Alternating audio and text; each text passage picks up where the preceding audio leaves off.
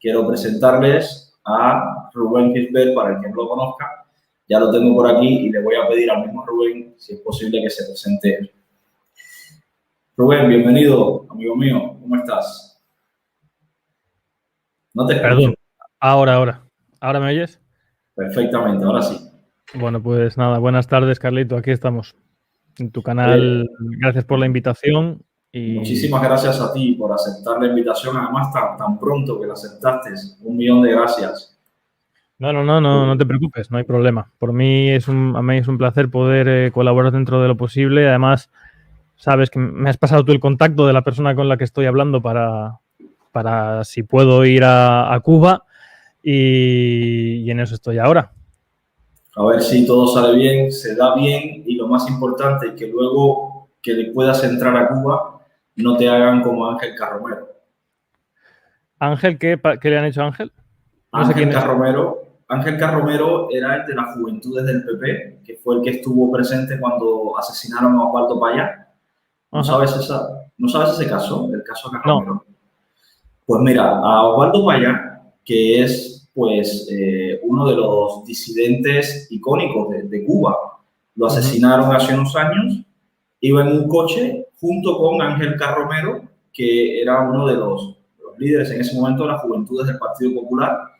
Resulta que Osvaldo Payá lo asesinan en un accidente montado por la seguridad del Estado cubano, y luego cogen a Ángel Carromero y a otro señor que era sueco, si mal no recuerdo, y los cogen como de chivos expiatorios en Cuba. Ángel Carromero lo retienen, lo medican, lo tienen allí bastante tiempo, intentando crearle una causa y todo, hasta que logra, por mediación del gobierno español, salir de Cuba. Pero vamos, que escribió un libro y todo Carromero al respecto, contando lo que allí pasó. Es bastante tenebroso. Te recomiendo que busques la historia antes de ir a Cuba, fíjate. Sí, es que a ver, para los que no lo sepáis, todos estos días en los que estoy viendo a ver de qué manera y si es pertinente y sobre todo si el tiempo lo permite, porque ahora mismo hay muchas restricciones, sobre todo por el tema del COVID, hay que estar de 5 a 10 días encerrado y costeándote tú esa cuarentena o ese confinamiento, pero todos los cubanos me decís lo mismo: no vaya, hermano, porque te van a balear, no vaya. Y bueno, a ver, quiero decir, que uno acepta al final lo que implican estas cosas. No es una cuestión ni de hacerse el mártir ni de nada, es una cuestión de que creo que debería sorprender a todo el mundo que no hay ningún medio de comunicación cubriendo esto, no hay un solo corresponsal en las calles de Cuba, no hay una conexión de ningún tipo, o sea, nadie le está importando un pimiento lo que está pasando en Cuba. Y creo que eso es motivo suficiente para que la mayoría de ciudadanos de todo el mundo, y sobre todo de los países que se llaman a sí mismos democracias avanzadas o democracias líquidas o como coños quieran llamarse, se planteen algo respecto a qué intereses tienen nuestros gobiernos en Cuba, ¿no? Supongo que hablaremos de eso más adelante, pero es una cuestión de responsabilidad, sobre todo un pueblo hermano como es el pueblo cubano. Sí, lo he dicho ya durante toda la semana de hoy. Si hay un pueblo en el mundo que hoy debería volcarse con la causa cubana, es el pueblo de España. O sea, la vinculación que tiene Cuba con España, siendo última colonia, habiendo sido perla del Caribe, habiendo sido donde España construyó su flota, que perdió luego en Trafalgar, habiendo, es decir, a día de hoy incluso los cubanos y los puertorriqueños siguen hablando de España como la patria madre, ¿no? Entonces, es triste ver la desidia del pueblo español y bueno, y el olvido de la política española de lo que tanto nos ha dado, ¿no? Además, tú te fuiste a Bielorrusia también. No es que quieras ir a Cuba como un plan experimento, es que tú ya llevas haciendo esto. Tú también te fuiste a Bielorrusia cuando el conflicto hay en Bielorrusia. Sí, ahora va a hacer, bueno, en septiembre hará un año, sí. Estuve unos 8 días en Bielorrusia justamente con el conflicto de Lukashenko, que de hecho tuve un pequeño problema para entrar porque mi pasaporte era nuevo y estuve ahí 1 hora y media hasta que pudo venir la persona que me había invitado, que es residente allí y tal, porque claro, sabes que para entrar en estos países, para entrar en las dictaduras, no es lo mismo entrar siendo extranjero y sin que te conozca nadie que entrando con un autóctono, ¿no? Que ya lo tienen controlado, ya saben quién es, ya saben dónde vive, etcétera, etcétera. Entonces, pero bueno, la verdad es que en Bielorrusia, salvo el seguimiento que sí que era palmario por parte de la policía, pero es normal, secreta en manifestaciones o cuando iba a hacer directos o tal, no tuve mayor incidentes. Sí, en Cuba es más probable que suceda algo, pero también creo, o sea, una de las cosas que me estoy planteando a la hora de ir a Cuba es que quizás sea necesario que pase algo así para despertar un poco la conciencia cubana. Yo no sé lo que harán los youtubers españoles, pero si a mí me pasa algo, pues a mí me gustaría que en España se reaccionase no hacia mí, sino hacia lo que está pasando en el pueblo de Cuba. Que incluso un ciudadano español puede ir allí a hacer un directo libremente, sin atacar y sin generar ningún tipo de conflicto ni dañar a nadie, y sin embargo ser represaliado. Bueno, vamos a ver qué es lo que pasa, vamos a ver si al final es posible y iré informando conforme todo eso se vaya. Sí, tú manténme informado y manténnos al tanto a todos, más que nada por lo que te pueda pasar. Que tenemos que estar aquí al tanto. Si me voy, me iré por tu contacto, que es la persona que me está asesorando sobre todo. O sea que... Vale. Oye, Rubén, antes de meternos en materia, por favor, si puedes presentarte tú mismo, que nadie mejor que tú para presentarte. Bueno, yo soy bastante pudoroso al respecto. El otro día lo hice en el canal de Oscar, pero no... quiero decir que tú puedes decirme lo que tú consideres pertinente en tu canal. Yo soy abogado, soy un simple abogado y un divulgador de una serie de ideas que no son mías, que no he inventado yo y que pues desde hace 350 años son las que estructuran lo que se entiende hoy como régimen político democrático, lo que se entiende hoy como una estructura de Estado que tenga una serie de garantías de derechos individuales, que tenga una serie de procedimientos que impidan al poder actuar de manera abusiva y unilateral y que, en definitiva, lo que busca es garantizar, ante todo, los mínimos abusos y las mínimas injerencias en los derechos de los ciudadanos, así como tratar de evitar lo inexorable en la política, como es la corrupción. Pero esas ideas no son mías. Yo lo que hago es defenderlas, igual que otros las han defendido antes que yo. Estamos hablando directamente hoy con un abogado español que defiende las ideas democráticas y que además tienes un canal de YouTube donde expones tu forma de pensar, tu forma de ver la política, tu forma de entender la democracia y luego interaccionas con otros canales de YouTube. Yo te conocí a ti, por ejemplo, mediante el canal de Jano García. Ahí fue por donde te vi por primera vez y automáticamente busqué tu canal y te empecé a seguir, empecé a ver más materiales tuyos, luego te vi con Juan Ramón Rayo en un debate buenísimo con Rayo. A mí Rayo me encanta también. Y bueno, a partir de ahí empecé a seguir todo lo que haces y no es por hacerte la pelota aquí en directo, pero me encanta lo que haces. Tengo algunos puntos de discrepancia contigo, probablemente sea porque yo no soy abogado, que ignoro muchas cosas de filosofía, de derecho, y probablemente de ahí vengan los puntos de discrepancia que tengo contigo, pero por norma general me gusta muchísimo el contenido que transmites en tus plataformas. Pues te lo agradezco mucho, Carlitos, la deferencia. Vamos a hacer un ejercicio que te lo comentaba por WhatsApp.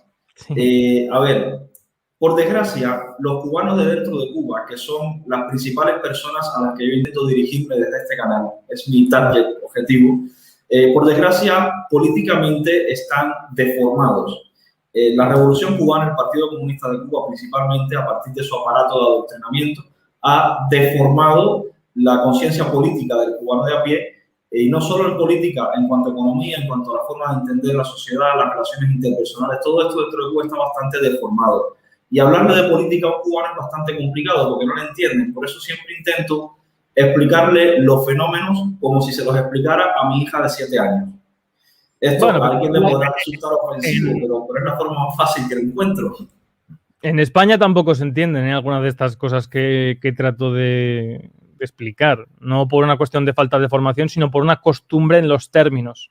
En España, cuando se habla de democracia, se entiende una cosa deformada, como tú bien has dicho muy acertadamente, igual que en Cuba, cuando se habla de democracia, se entiende una cosa deformada de lo que son los conceptos jurídicamente precisos, a nivel de política, a nivel de cómo funcionan esa terminología en política. Yo hablo siempre de política. Entonces, yo, si no te importa, yo te voy a hacer preguntas muy básicas, muy concretas, y espero de ti respuestas como si fueran para niños, porque además este canal lo ven niños pequeños de 10 años, de 11 años, y sí, a mí me ha sorprendido muchísimo. Tengo un niño de 10 años que entra en directo y habla de política abiertamente, que es un crack. Entonces, probablemente le esté viendo esta directa y me encantaría que pudiera entender tus explicaciones. Así que, si no es mucho pedirte, hacer las explicaciones lo más simple posible. tengo aquí la primera pregunta. Y si vamos a hablar de democracia, habría que empezar por definir democracia.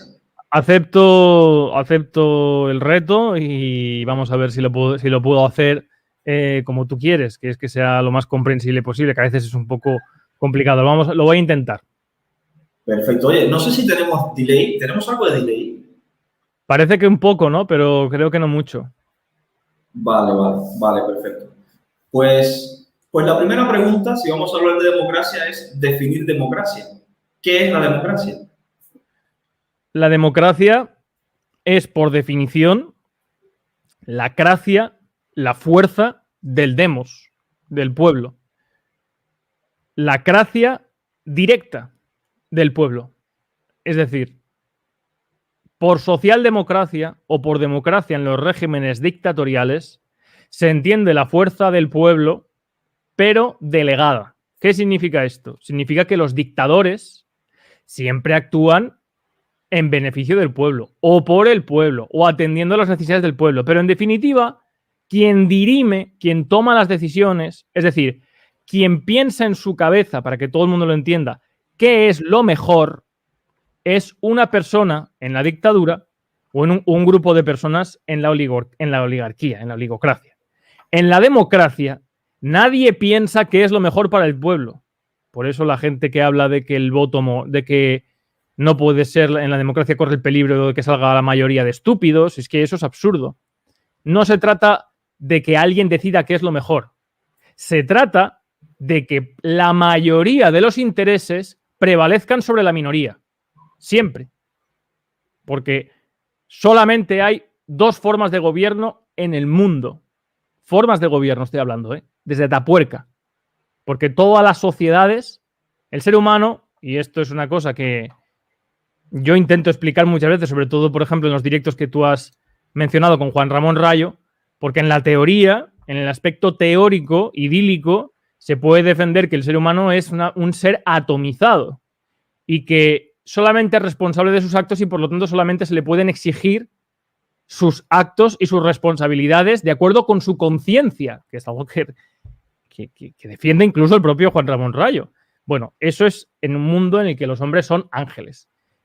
El ser humano no es un ser humano atomizado, es un ser humano, es un ser social, es un animal social, requiere de su vida en sociedad. La economía, es más, se basa en la sociedad, en la idea de cooperación necesaria entre individuos. Cuando esa cooperación se da, desde las comunidades más antiguas, estoy hablando, como digo, de la prehistoria, de hace 150.000 años y de los primeros cazadores-recolectores, hace falta poner reglas que sean obligatorias para todos. Pero sobre todo y más importante, es más importante que alguien las lleve a cabo, que haya una autoridad, que alguien, reconocido por los demás, tenga la facultad de imponer una ley. Eso solo hace falta haber leído un libro de primaria, de historia, para darse cuenta que es una constante de la humanidad, que no es un invento social, que no es un invento de la Ilustración, que no depende de la Iglesia Católica, es una cuestión de organización social de los seres humanos. Entonces, la democracia no es más que un sistema político donde se atiende o se procura atender a un sentimiento intrínseco, es decir, que nos pertenece a todos por el hecho de ser nacido, que es el sentido de justicia. En todas las naciones y en todas las civilizaciones se ha llegado, en mayor o menor grado, al convencimiento de que aquello que no se puede dirimir, aquello que no se puede, digamos, decidir mediante la fuerza, o que no estamos dispuestos a que el más fuerte lo imponga, estamos dispuestos a que todos aceptemos el resultado de unas votaciones libres de la mayoría más uno. Eso pasa, como pongo siempre el ejemplo, cuando un grupo de amigos que va a salir un fin de semana decide si quiere ir a la playa o a la montaña, o quiere comer aquí o quiere comer allá. Están dispuestos a aceptar todos lo que salga de la mayoría más uno. No que haya uno que por su sabiduría, o por sus años, o por su belleza, o por su fuerza física, imponga a los demás. Bueno, pues eso es la democracia. La democracia es la garantía, el mecanismo de garantía que fuerza a que las decisiones que son obligatorias para todos sean el fruto, el resultado de una votación y en consecuencia, y se garantice por lo tanto, que sea obligatorio para todos lo que a la mayoría de ellos afecta. Es decir, que sea por lo tanto una parte prevalente de la sociedad, una parte mayoritaria, la que ya que se va a ver afectada, por lo menos sea la que puede decidir. Porque, como decía antes, es lo máximo a lo que el ser humano, en su condición de ser humano, puede aspirar. Porque la alternativa a eso es o bien un grupo, una minoría grupal, que se le atribuya una característica de sabiduría, que por sabiduría decida ella. O una persona, como el caso de Cuba, que por su, pues no sé, defensa de unos valores o de unos ideales, decida ella. La experiencia a lo largo de la historia ha demostrado que desde la noocracia o sofocracia, que es, como he dicho antes, la elección de un grupo de sabios que deciden por todos en virtud de esa sabiduría, o la dictadura, termina siempre indefectiblemente en corrupción. Porque, ante todo, antes que lo que quiera la mayoría, esa minoría va a mirar por su supervivencia política, va a mirar primero por sí mismo. Y eso desde Grecia, Roma, Napoleón, hasta hoy. Entonces, la democracia es un sistema político, en definitiva, que trata de garantizar que las reglas que sean de obligado cumplimiento y se impongan al todo sean decididas por la mayoría y aparejadamente a ello haya unas garantías, unos mecanismos que actúen para evitar la corrupción en caso de que se creen mayorías por endogamia o por lobbies o por lo que sea que manipulen o condicionen esas reglas. Y la persona que tiene que ejecutar lo que se acuerda, que como he dicho es fruto de esa mayoría, esté vigilada y limitada en aquello que puede hacer. Disculpadme que me haya extendido tanto, pero como me has dicho que pusiera ejemplos para que lo pudiera entender todo el mundo, pues... Además, la explicación me pareció muy detallada y muy simple, además, por lo menos para mí, de entender. Ahora, te voy a hacer una pregunta ahora que puede parecer una pregunta simplona, pero en el caso de Cuba hay que explicarla bien. No te Federica Mogherini, quien es miembro ahora mismo del Partido Democrático y del Partido de los Socialistas Europeos, y quien fue la alta representante de la Unión Europea para Asuntos Exteriores y Política de Seguridad entre 2014 y 2019. Esta señora, después de una visita a Cuba, dijo que Cuba era una democracia de partido único. ¿Es posible que esto exista? Una democracia de partido único. A ver, haciendo un esfuerzo de solamente con esa definición podría llegar a entenderse teóricamente lo que quiere decir esa señora. Lo que pasa es que esa señora elude información. ¿Por qué? Muy sencillo. Porque si hay un partido único, para que haya un partido único, este tiene que ser forzosamente estatal. Porque los partidos, la palabra partido significa, como todo el mundo sabe, parte. ¿Qué es un partido? Cuando tú dices parte o la tarta, pues la partes en varias partes o en dos partes mínimo, ¿no? Bueno, eso se da de manera natural en la sociedad. En la sociedad, los individuos se reúnen por intereses. Los pescadores, los trabajadores, los burgueses, los mineros, incluso los mendigos. Las personas se reúnen por intereses. Y eso es lo que a lo largo de la historia ha ido generando los partidos. Uniones naturales por intereses sociales. ¿Para qué? Para hacer fuerza. Si yo soy pescador y tengo un problema, será más fácil que le pueda exigir a toda la sociedad algo si yo me junto con todos los pescadores que si voy yo solo. Si voy yo solo y me pongo en huelga, seguramente le comprarán el pescado a otro. Ahora, si yo me junto con todos los pescadores y entre todos consensuamos una demanda que nos interese a todos los pescadores podemos decir, no tenéis pescado y la sociedad atenderá mis demandas. Así es como nacen los partidos políticos y los sindicatos.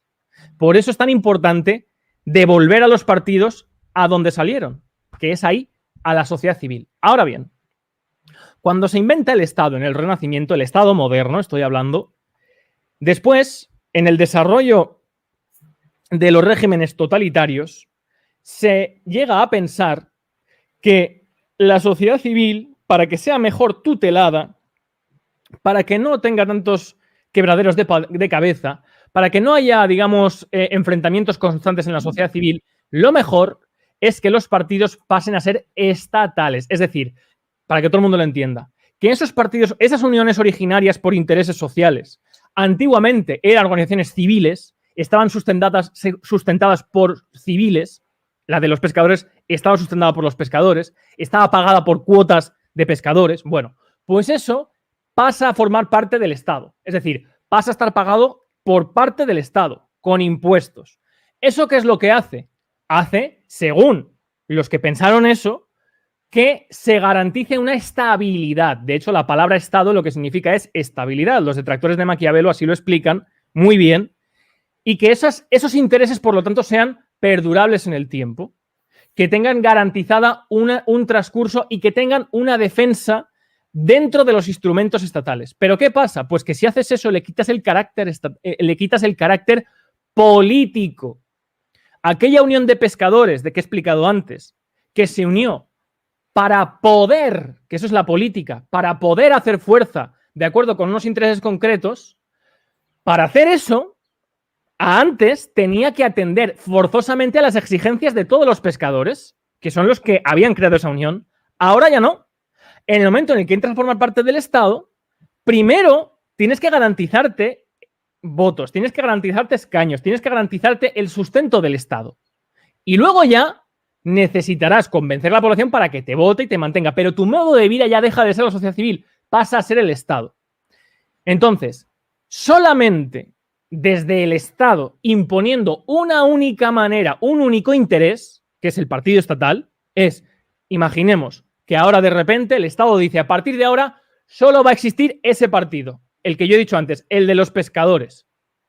Coño, pero yo soy minero, a mí me da igual lo que... No, pero es que ese es el interés que prevalece porque vivimos en una isla, porque aquí el pescado es lo fundamental, tal. Pues eso es un partido estatal. El partido estatal es, desde el Estado, imponer a la sociedad aquello que debería haber nacido de la sociedad, diciéndole desde el Estado cuáles son sus intereses, independientemente del sector, independientemente del campo al que desarrolla su actividad, independientemente de si eres pescador, minero, profesor, químico, mendigo o burgués. Da igual. Es un único partido, es una única manera, unos únicos intereses que se imponen de arriba a abajo.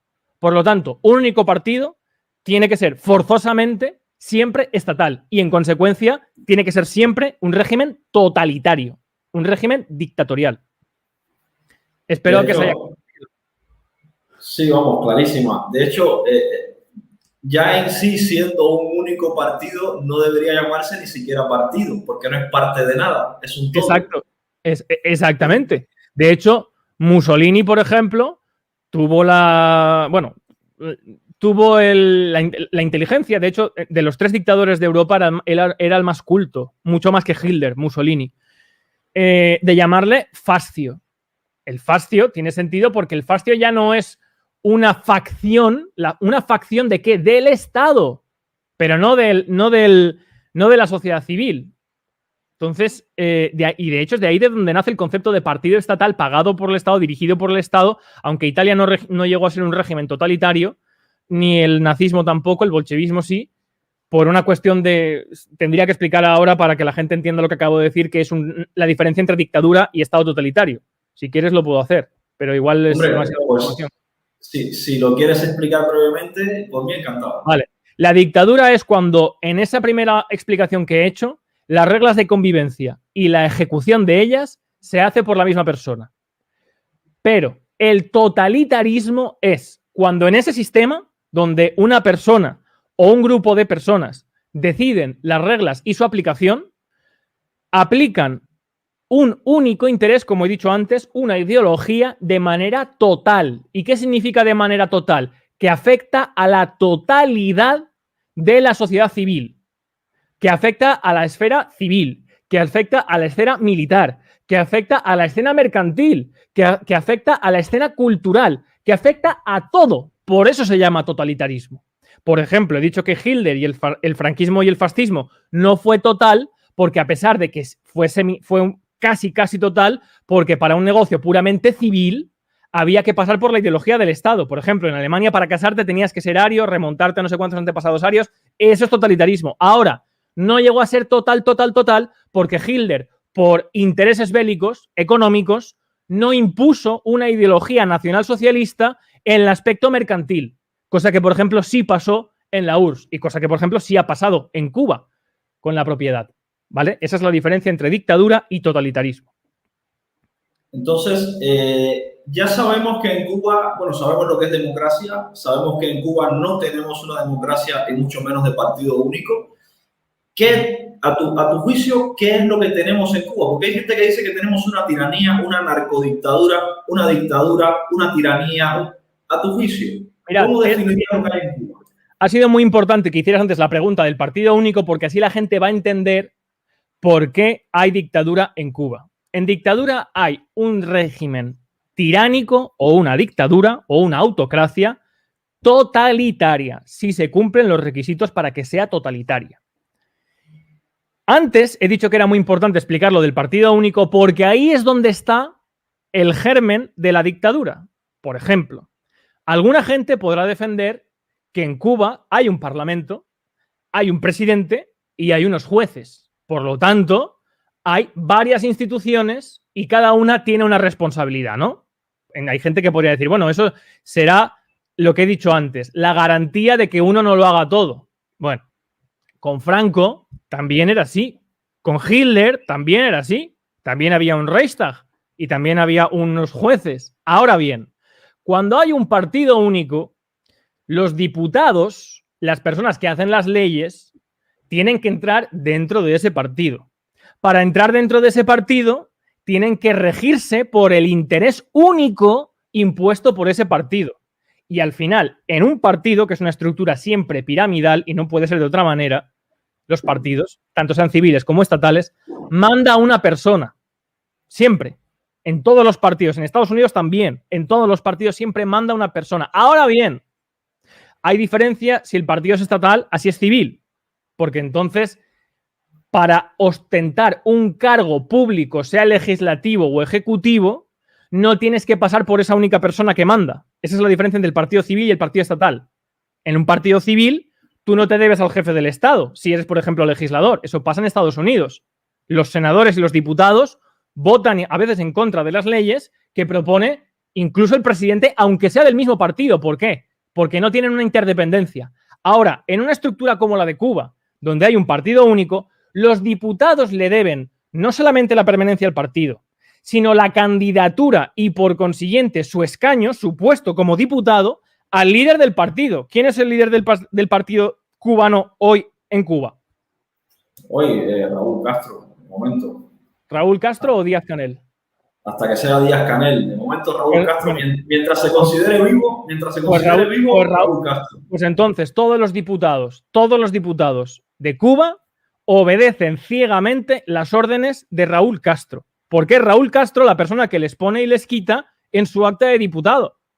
Y si Raúl Castro, ahora, porque tiene 90 años, además ha puesto a un pelele como Díaz-Canel como ejecutivo, cuando en real los últimos años quien ha ejecutado ha sido él, y antes Fidel Castro, realmente tenemos ya que el que hace las leyes, a través de todas las personas que obedecen sus órdenes en el Parlamento, a su vez aplica las leyes. Por lo tanto, no hay garantía ninguna ni control del poder. El que todo lo puede todo. En Cuba hay una única persona que hace las leyes a través de personas en las que delega funciones. Los diputados lo único que hacen es votar, pero votan por órdenes.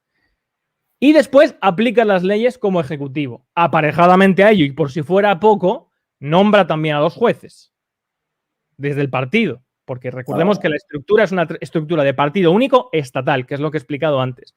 Por eso, cómo funciona la política, a pesar de que sobre el papel diga muchas cosas, es una estructura unipersonal la que ejerce el poder en Cuba. Exactamente igual que en Corea del Norte, exactamente igual que en la dictadura de Hitler, exactamente igual que en el franquismo. No sucede, por ejemplo, igual en España, porque aquí en vez de mandar una persona, mandan 5. Se alterna, en vez de haber un partido, hay 5, pero todos son estatales. Todos los diputados que hay Las votaciones sirven para que tú puedas elegir entre un partido u otro, pero todos los diputados que hay obedecen las órdenes del líder del partido. Entonces, lo que hacen simplemente es que se van alternando. Por eso, lo que fragua en España la oligarquía, mal llamada democracia, es el consenso. ¿Qué consenso? El consenso de aceptar ese sistema tramposo, aunque yo pierda, porque mañana me tocará a mí. Así es como han estado alternándose PP-PSOE con un control absoluto y un poder total por mayoría absoluta o por pacto a nivel legislativo, a nivel judicial y a nivel ejecutivo. La principal diferencia con Cuba no es a nivel formal, no es a nivel de estructura de poder. Es que en España lo que sí hay, aunque no está garantizado y se puede asaltar como se quiera, como ha pasado ahora, es un régimen de libertades, que es diferente a un régimen democrático. Es decir, hay reconocidas unas libertades individuales y se le otorga a los jueces la facultad de juzgar sobre ellas, aunque cuando conviene, en las altas esferas, como en el Tribunal Supremo nombrado por el Consejo General del Poder Judicial, por el 122 de la Constitución y el 121 de la ley, cuando conviene, se les fuerza y se les obliga a que dictaminen lo correspondiente para no enfrentar los intereses de la clase política y de la oligarquía financiera. Pero volviendo a Cuba, y para que todo el mundo lo pueda entender, en Cuba hay una dictadura porque, por de facto, de hecho, como en la práctica, quien hace las leyes y quien las ejecuta es la misma persona, que es el líder del Partido Comunista de Cuba. Punto y final. Y ahí, justo con eso que has terminado, viene la siguiente pregunta que te quiero hacer.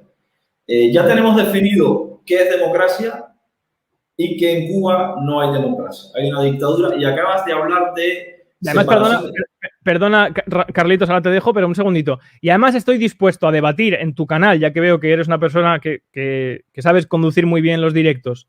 A cualquier persona que defienda que Cuba no es una dictadura, estoy dispuesto a debatir con ella y a que rebata lo que acabo de explicar aquí en este canal, con la Constitución de Cuba en la mano. A ver, porque hay gente en España que... Pues creo que te tengo algún contrincante. Voy a concertar ese debate, fíjate. Maravilloso, maravilloso. Es un contrincante que no quiere debatir conmigo, pero a lo mejor contigo sí. Porque como no eres cubano, a lo mejor contigo creo que va a tener ventaja y se me va a llevar un zasca por toda la boca. Bueno, yo no soy cubano ni defiendo una ideología, pero por esa misma razón no tengo ningún problema en describir lo que hay fuera de cómo me afecta a mí. O sea, yo no soy un resentido con el régimen cubano. Yo no he vivido allí, yo no he vivido la hambruna en Cuba. Por esa razón creo que esa persona debería considerar más lo que dijera, porque se basa en una descripción objetiva de lo que hay. Tú acabas de mencionar ahora, cuando cerraste esta última pregunta, que acabas de mencionar la separación de poderes. Sí. Y eso es justo la siguiente pregunta que te tenía. ¿Qué es exactamente la separación de poderes y qué importancia tiene? La separación de poderes, para entender hoy lo que es un régimen democrático o lo que debería ser un régimen democrático o un sistema democrático, es capital. Porque, como he explicado antes, es tan importante que la cracia, que la fuerza del pueblo se dirija a hacer las reglas que a ellos se le imponen, es decir, hacer las leyes a través de representantes, de diputados elegidos, que eso sí que lo explicaremos luego. Pero tan importante es eso como que la cracia esté directamente dirigida al gobernante. Es decir, para que todo el mundo lo entienda, que el pueblo de Cuba pueda ponerle límites y control al presidente de Cuba. Que el presidente de Cuba no pueda hacer lo que le dé la gana. Que no pueda sacar la policía a pegar tiros a la gente o que por lo menos si lo hace le cueste el puesto. Hay una serie de garantías y esas se llaman separaciones de poderes. He explicado antes que funcionalmente en Cuba, como funciona ese sistema, el presidente hace las leyes y las ejecuta. Bueno, pues desde Locke, y un poco antes también, y posteriormente muy desarrollado por el barón Secondán de Montesquieu en El espíritu de las leyes, y una traducción magnífica. Tenemos la suerte en Latinoamérica y en España de tener uno de los mejores traductores de Montesquieu, que llega incluso a embellecer todavía más la explicación de Montesquieu, que es Francisco de Miranda, que es el único latinoamericano y español que figura su nombre en el Arco del Triunfo de la Revolución Francesa en Francia. Bueno, pues Francisco de Miranda explica muy bien la separación de poderes de Montesquieu, que es la garantía y la funcionalidad de que cuando el pueblo tiene la facultad directa de nombrar representantes directos y formar una cámara legislativa para hacer las leyes, esos diputados tienen además la función, por lo tanto, de vigilar que el Ejecutivo solamente aplica las leyes, no las hace ni las interpreta para legislar interpretando, etcétera, etcétera. Eso se llama separación de poderes. Eso está perfectamente instituido y es el único país del mundo donde se ha conseguido por azar, porque se hizo huyendo del parlamentarismo inglés, porque el parlamentarismo no tiene separación de poderes. De la Cámara Legislativa nace el presidente, lo que pasa es que sí que hay representación, lo que garantiza, por lo tanto, que sea muy difícil hacer lobbies, pero aún así los puede haber. Pero en la democracia norteamericana, en la primera constitución, la confederal ya, la de 1777, se concibe un sistema, en ese momento sí, por odio al parlamentarismo inglés, porque los colonos norteamericanos, que eran ingleses, habían pedido la igualdad con el Parlamento inglés y este se la había denegado, y por odio al parlamentarismo inglés inventan un sistema que el primero que lo define muy bien es Alexander Hamilton, que fue secretario del Tesoro con Washington, y lo define como una república constitucional. Es decir, que son las reglas políticas las que fundan la república. Son las reglas políticas, las reglas de juego políticas las que fundan la república. Y se diferencia del sistema parlamentario en que en esas reglas se constituye, se hace constitutiva por primera vez las reglas de juego diferenciales entre quien tiene que aplicar las leyes, que es el presidente, y quien tiene que hacerlas, que es el conjunto de la nación a través de representantes. Y eso ha llevado incluso a ver cómo los representantes de Estados Unidos no han aprobado leyes que ha propuesto el presidente de Estados Unidos. De hecho, ha sacado 2x3 y a Trump le pasó muchísimo. Eso es la garantía de que el legislador vela primero por los intereses de la nación antes que poder dar cumplimiento a las ambiciones políticas del presidente. Eso en Cuba es ciencia ficción y en España también. Pero esa es la función de la separación de poderes y digo que es capital, porque es la garantía de la no injerencia del poder ejecutivo en las facultades legislativas. Y es la garantía inventada desde el siglo XVI, XVII, a lo que pasó, a intentar evitar que el régimen democrático sea más difícil todavía de destruir. Por ejemplo, en Roma, cuando había un momento en el que el Imperio Romano estaba en crisis por invasión o lo que fuera, es cuando se cedían los poderes tradicionales del Senado, que derivó en el Principado, con Augusto y con la dictadura romana, con el emperador. Bueno, con la separación de poderes es muy difícil que eso pueda suceder porque el sistema representativo no se puede modificar a voluntad del Ejecutivo. Se puede delegar por razones de emergencia durante un tiempo o darle, si quieres, más funciones o darle más poderes, pero no se puede suprimir la representación. Eso explica, por ejemplo, que Franklin Delano Roosevelt fuera el único presidente de Estados Unidos que tuvo 4 mandatos, a pesar de que la Constitución solamente impone como posibles 2, porque estaban en guerra. Y, sin embargo, no fue una regresión constitucional o de poderes en el sistema norteamericano. Bueno, yo he entendido perfectamente la separación de poderes.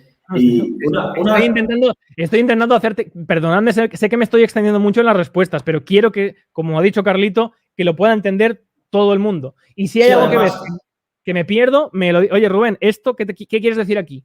En el chat creo que las personas están quedando también muy claras, las definiciones y las explicaciones. De momento me parece perfecto. Hay algo relacionado con la separación de poderes que es la protección de los derechos de los ciudadanos.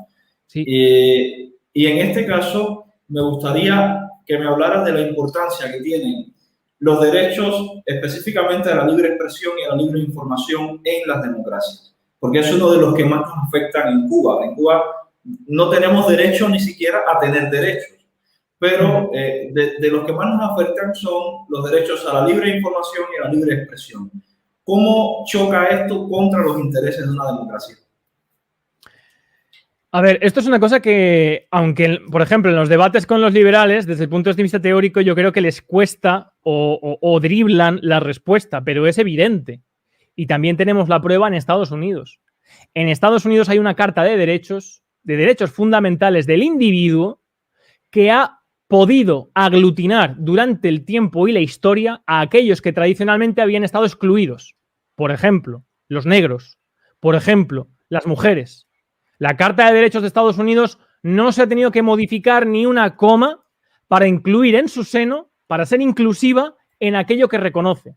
Porque lo que reconoce, y empieza así el texto, son verdades por sí mismas. Y como son verdades por sí mismas, como es el derecho a la vida, como es el derecho a la propiedad, como es el derecho a un juicio justo, como es el derecho a una tutela judicial efectiva, como es el derecho a la libertad de circulación, como es el derecho a la libertad de prensa, esos derechos están fuera de la acción de gobierno.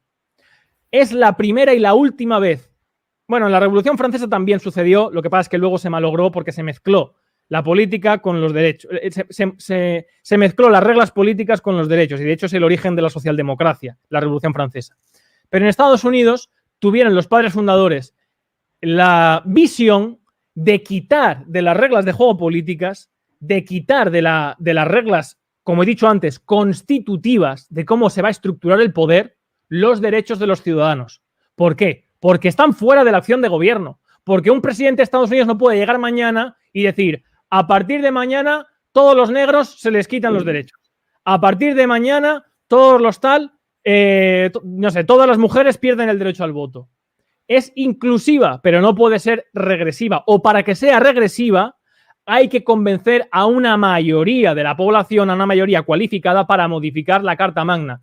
Y eso a día de hoy todavía no ha sucedido en 200 años de historia. En 200 años de historia no se ha restado, sino que solo se ha sumado.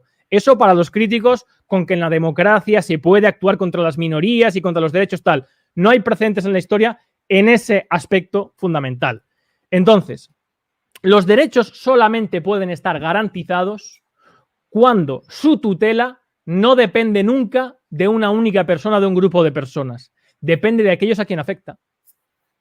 Y sobre todo, si en el momento incluso de instituir el reconocimiento público de esos derechos, porque no olvidemos que sin el reconocimiento público, yo soy positivista, esos derechos no sirven para nada. Tú tienes derecho a la propiedad en virtud de que hay un derecho público que te reconoce la defensa de un título de propiedad.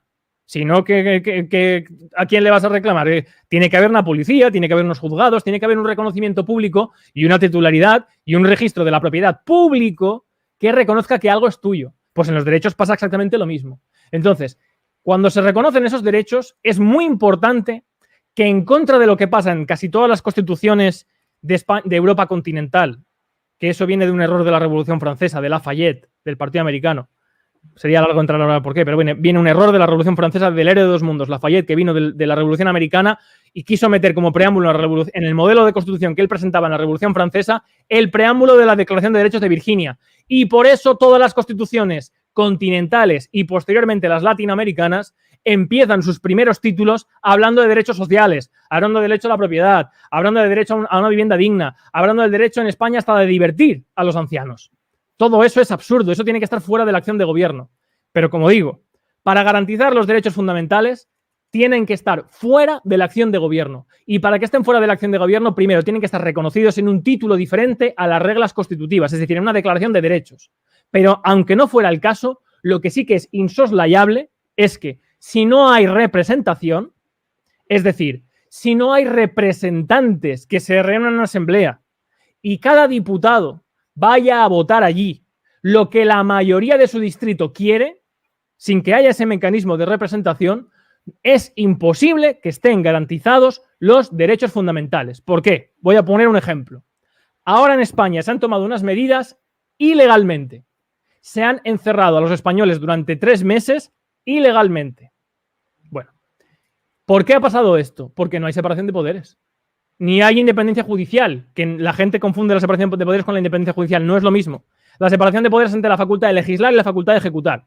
Si el presidente de España, con separación de poderes, se le pasa por la cabeza decretar que al día de mañana tiene que haber un confinamiento forzoso de toda la población civil, la población, si considera evidentemente que se está cometiendo una ilegalidad, como algunos ya empezamos a denunciar, le va a trasladar a su diputado, a su representante, que hay una injerencia en sus derechos. Y la Cámara Legislativa puede acordar la destitución del presidente a condición de que se disuelva ella también. Así se evita la injerencia del Ejecutivo en los derechos individuales, pero es mucho mejor, y como sucede, por ejemplo, en Estados Unidos, que incluso estén fuera de la acción en la acción de gobierno los derechos fundamentales. La tutela de los derechos individuales solamente se puede ejercitar a través de la libertad colectiva, que no es otra cosa más que la libertad política, es decir, que el pueblo sea libre, no tenga condicionantes, no tenga imposiciones para elegir por mayoría lo que desea. Esa es la definición de libertad política colectiva, entendiendo como colectiva la totalidad, no el colectivismo, no la partición. El colectivo es la totalidad de la nación, que toda la nación tenga facultad de dirimir sobre eso.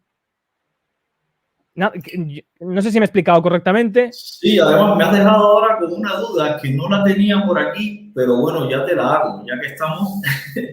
A ver, en Cuba tenemos una constitución de 1940 donde se incluían muchos derechos, por ejemplo, el derecho al trabajo, el derecho a una vivienda, varios derechos dentro de esta constitución. Según esto que me acabas de explicar, lo ideal sería que todos estos derechos estuvieran fuera de la Constitución. De hecho, los que ahora mismo están diciendo que es una Constitución cuasi perfecta, según tu explicación, están bastante errados. Nada de esto debería estar dentro de la Constitución. La Constitución, para que sea Constitución, tiene que constituir la separación de poderes. Es decir, lo que tradicionalmente ha sido potencia del gobernante. Tradicionalmente, en la historia, desde Atapuerca hasta el Renacimiento, el gobernante ejecutaba y legislaba. Entonces es cuando se inventa la Constitución. Antes no existían. Lo que sí existían eran leyes fundamentales y Carta de Derechos, la Carta Magna de 1215 de Inglaterra. De 1200 estoy hablando. La primera constitución escrita como tal es la Constitución de Estados Unidos, la de 1777. Esa es la primera. ¿Por qué? Porque constituye. ¿Y qué constituye? Constituye una separación entre la facultad tradicional de ejecutar y de legislar. Por eso el artículo 16º de la Declaración de Derechos del Hombre y el Ciudadano de la Revolución Francesa dice que allí donde no esté determinada la separación de poderes, ni por lo tanto se puedan garantizar los derechos individuales, ese país carece de constitución. Por lo tanto, punto número 1, si no hay separación de poderes, no hay constitución. Y segundo, lo que tú has explicado es totalmente cierto. Si un texto mezcla en sus reglas políticas principios tendentes, pero irrealizables, entonces bien es sabido que ese texto está redactado para incumplirse, porque es inaplicable políticamente. ¿Cómo un papel puede garantizar el trabajo si la Constitución española dice que todos los españoles tienen derecho a trabajar? ¿Qué significa eso? Que en el momento en el que se promulga todos los españoles tienen que tener trabajo, forzosamente. Eso es imposible, porque un papel no puede garantizar el trabajo de ninguna manera, y eso es una evidencia y una cosa absoluta. Ahora, los que dicen que se establece como principios que deben de guiar la acción política, por lo tanto, primero, ya están imponiendo políticamente en el desarrollo de la política, no de acuerdo con las necesidades, sino de acuerdo con unos principios ideológicos. Ya están haciendo una constitución ideológica. Y segundo, bien es sabido, por lo tanto, que esos principios siempre van a ser una demanda y siempre va a justificar una acción política que nunca se va a poder alcanzar. Por lo tanto, la acción de gobierno siempre va a estar condenada a perpetuarse. Por ejemplo, eso hace que la Constitución de Cuba empiece diciendo que Cuba se constituye en un Estado revolucionario, socialista, etcétera, etcétera. ¿Por qué dice eso? Muy sencillo. Porque para llevar a cabo la revolución ideológica de Cuba, que es que a través de un modelo socialista haya una igualdad y un reparto de la propiedad y no haya nadie por encima de otro materialmente, para que eso suceda, tiene que haber siempre coercitivamente un poder superior que imponga esos ideales a la totalidad de la nación para reprimir y para cortar los impulsos naturales que salen en el seno del ser humano, como es el trabajo, como es generar riqueza, como es que uno se dedica. Eso está muy bien explicado por el economista político francés Jean-Baptiste Say, en la teoría de Say, que es que en una isla tú das la misma cantidad de dinero a todo el mundo. A los 15 días ya no hay igualdad, porque hay uno que por sus pulsiones naturales, por sus intereses, por su inspiración, por su energía, se dedica a pescar y pesca. Y otro, por otras cualidades que no son peores, pero que son diferentes, se dedica a pintar y hacer arte. Y el que pesca le vende al que hace arte su pescado y por lo tanto se enriquece más que el otro. Y eso es una tendencia natural desde Atapuerca, desde el que fabricaba las piedras con sílex, el que tenía esa tecnología, podía cambiar esas piedras por otras cosas y por lo tanto se enriquecía más que el resto. Esa tendencia natural solamente se puede reprimir y solamente se puede garantizar, por lo tanto, una igualdad material si desde el Estado al que corta las piedras le vas quitando lo que va ganando y se lo vas dando al que va pintando. O el que está pescando le vas quitando y le vas quitando forzosamente y se lo vas dando al que va pintando. Solamente se puede garantizar eso.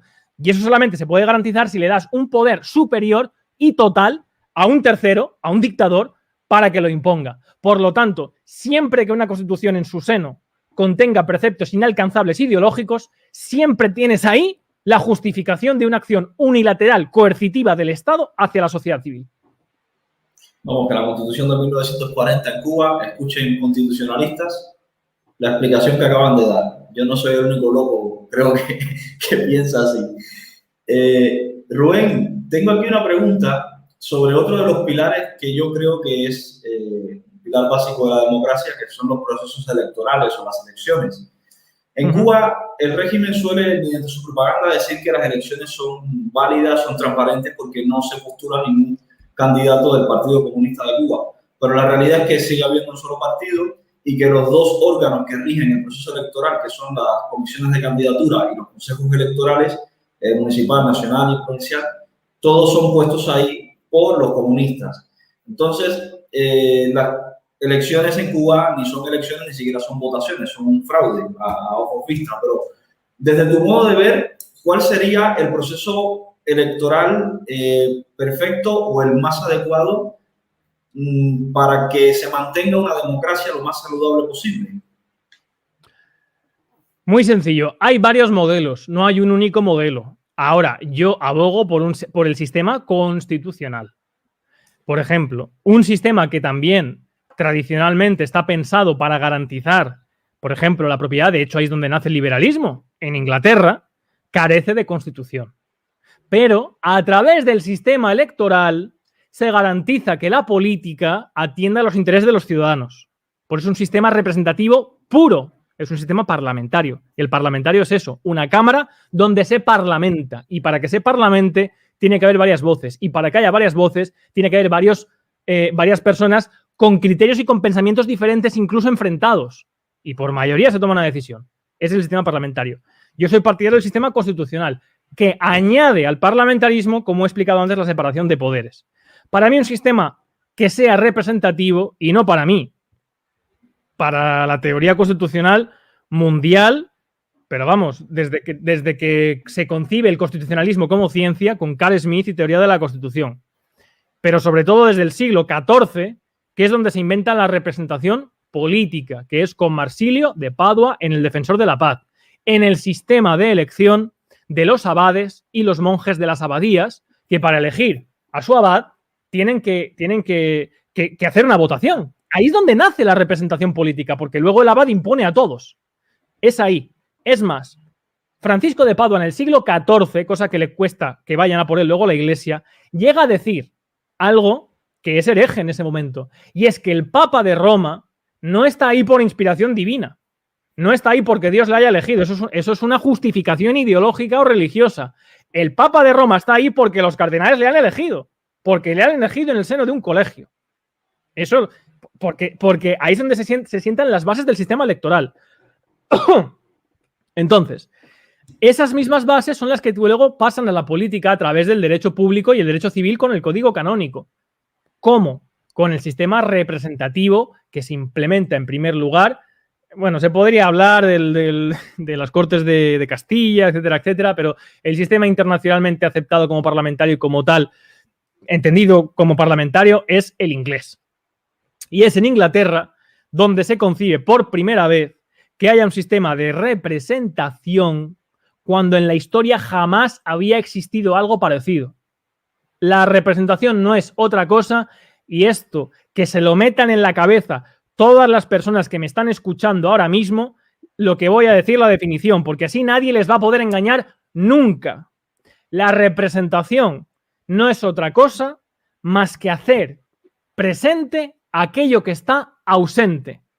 Si siguen esta máxima, siempre podrán identificar la falsa de la verdadera representación. Por ejemplo, si yo mañana tengo que ir a la administración pública a actuar en nombre de Carlitos, Carlitos me tendrá que hacer un papel con su firma autorizándome a actuar en su nombre.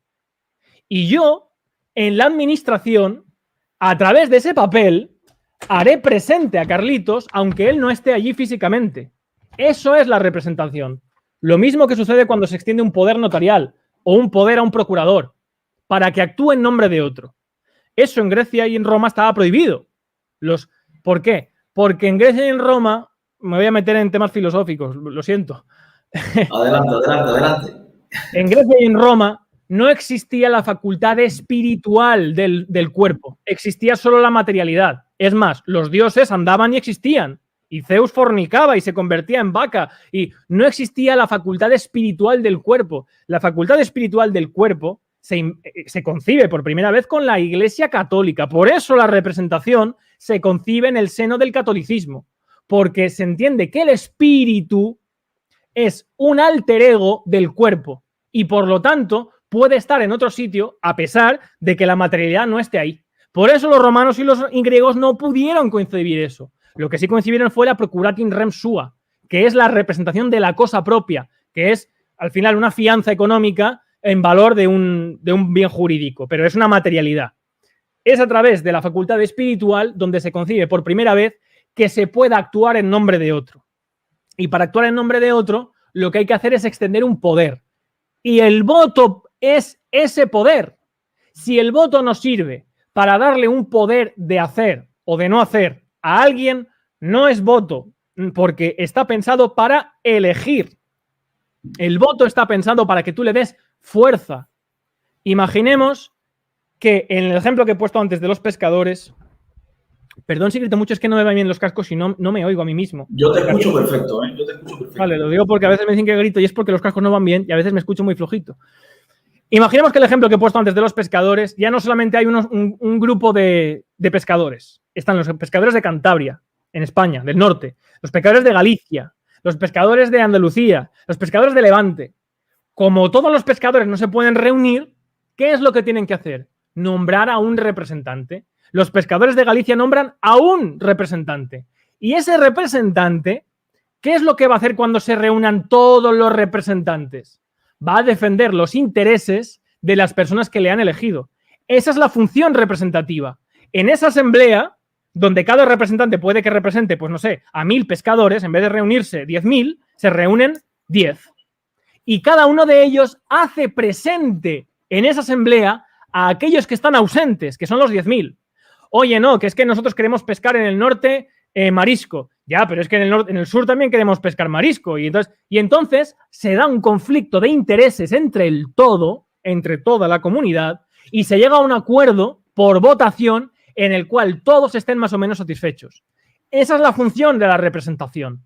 Para eso se inventa, para eso se concibe. Así se desarrolla políticamente el poder, la fuerza del colectivo, vehiculado como una punta de lanza, como la punta de una flecha, en una sola persona, que es en la Cámara Legislativa, la que lleva las demandas y las que la que esgrime las demandas, esgrime los intereses de los que le han elegido y vuelve con algo para ellos, o además su ambición política se acaba porque ese tío va fuera, que es un poco lo que defiendo también en España, que es la revocación. ¿Qué es lo que pasa en España?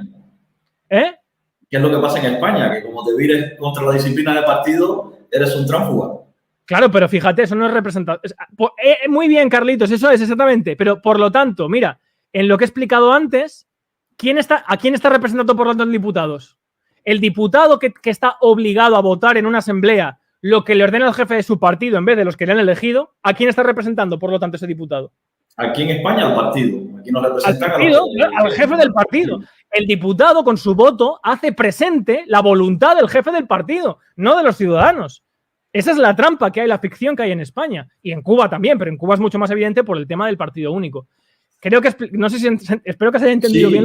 Yo te he entendido. Además, esta directa yo les recomiendo luego a las personas que la vuelvan a ver otra vez. Yo la volveré a mirar otra vez, de hecho varias veces, porque quiero tomar notas de lo que estás diciendo. Me gusta ahora no ponerme a escribir aquí, sino escucharte y aprender, y luego ya la volveré a ver. Tomaré notas y probablemente te vuelva a invitar en otro momento, pero tengo todavía aquí preguntas, sé que no estamos terminando ni nada. Yo no sé de qué tiempo tú dispones, no te pregunté de qué tiempo tú dispones. No te preocupes, yo he trabajado esta mañana y ahora cuando termine seguiré, pero hoy ya me he puesto, no te preocupes, Carlitos. Además, como me has pedido que haga un esfuerzo para explicarme lo más forzosamente comprensible, estoy haciéndolo y si se está entendiendo, yo estoy contento. Sí, por lo menos yo y veo personas en el chat que te están copiando alto y claro. Aquí hay una persona en el chat, José Luis Ponce Salvador, que dice que en Brasil, India están peor que en Cuba y nadie levanta la voz. Bueno, José Luis, en Brasil no están peor que en Cuba. En India no conozco a ningún cubano que vive en la India, conozco varios cubanos que viven en Brasil y no están peor que en Cuba. Y por otra parte, deberías quejarte en los muros de los brasileños, allí en los canales brasileños y en los canales de personas de India, de por qué nadie levanta la voz. Aquí estamos hablando de Cuba porque soy un cubano y he invitado a un español que tenemos además vínculos históricos como naciones. Por eso estamos hablando aquí de Cuba, no de India ni de Brasil, básicamente. De todas maneras, hay una cosa que la gente confunde y es que una cosa es la represión gubernamental y otra cosa es el sistema estatal, que es de lo que estamos hablando aquí. En Brasil, claro que hay represión, igual que en Colombia, por supuesto. La acción de gobierno es brutal, igual que en Chile, igual que en España, a principios, bueno, aquí cuando hay una carga, lo que pasa es que aquí no se atreven a disparar. En Sudamérica sí, pero también eso cuesta gobiernos y cuesta reformas constitucionales. Pero aquí no estamos hablando de eso. Estamos hablando de que tú, por ejemplo, en Colombia o en Cuba, tú por manifestar tu opinión no te detienen. Te detienen si vas en contra de la acción de gobierno. Aún así, como hay una oligocracia, no hay una dictadura, puedes hacer que los intereses de los otros partidos busquen más por ambición buscar conectar con esas demandas, y eso ha hecho que, por ejemplo, en el caso de Colombia no se haya aprobado la reforma de privatización que se pretendía por las movilizaciones tan brutales que ha habido en Colombia. Pero una cosa es eso y otra cosa es que en Cuba, por manifestar tu opinión en contra del gobierno, por manifestarlo, no por manifestarte tú, sino por opinar diferente, te meten preso, cometes un delito. Es muy diferente. En los países como el que tú has dicho, como Brasil, no cometes un delito por expresar tu opinión contraria al gobierno. En Cuba sí. Esa es la diferencia fundamental. De hecho, en Cuba está tipificado en el Código Penal el delito de estar en contradicción manifiesta con la moral socialista, o el delito de desacato, o el delito de desorden público, que desorden público en Cuba pues es cualquier cosa lo que le dé la gana, igual que desacato es lo que le dé la gana, y entrar en contradicción manifiesta con la moral socialista, pues ya ni de cuento, eso es surrealista. Es que eso es el reconocimiento de lo que acabamos de decir, que la acción política, el poder, que al final se traduce siempre en la fuerza, en la policía y en los jueces, lamentablemente en las dictaduras, o va a favor de la ideología, del sistema ideológico que sustenta la dictadura. No nos olvidemos que esto no es las dictaduras no es porque sean una u otra ideología.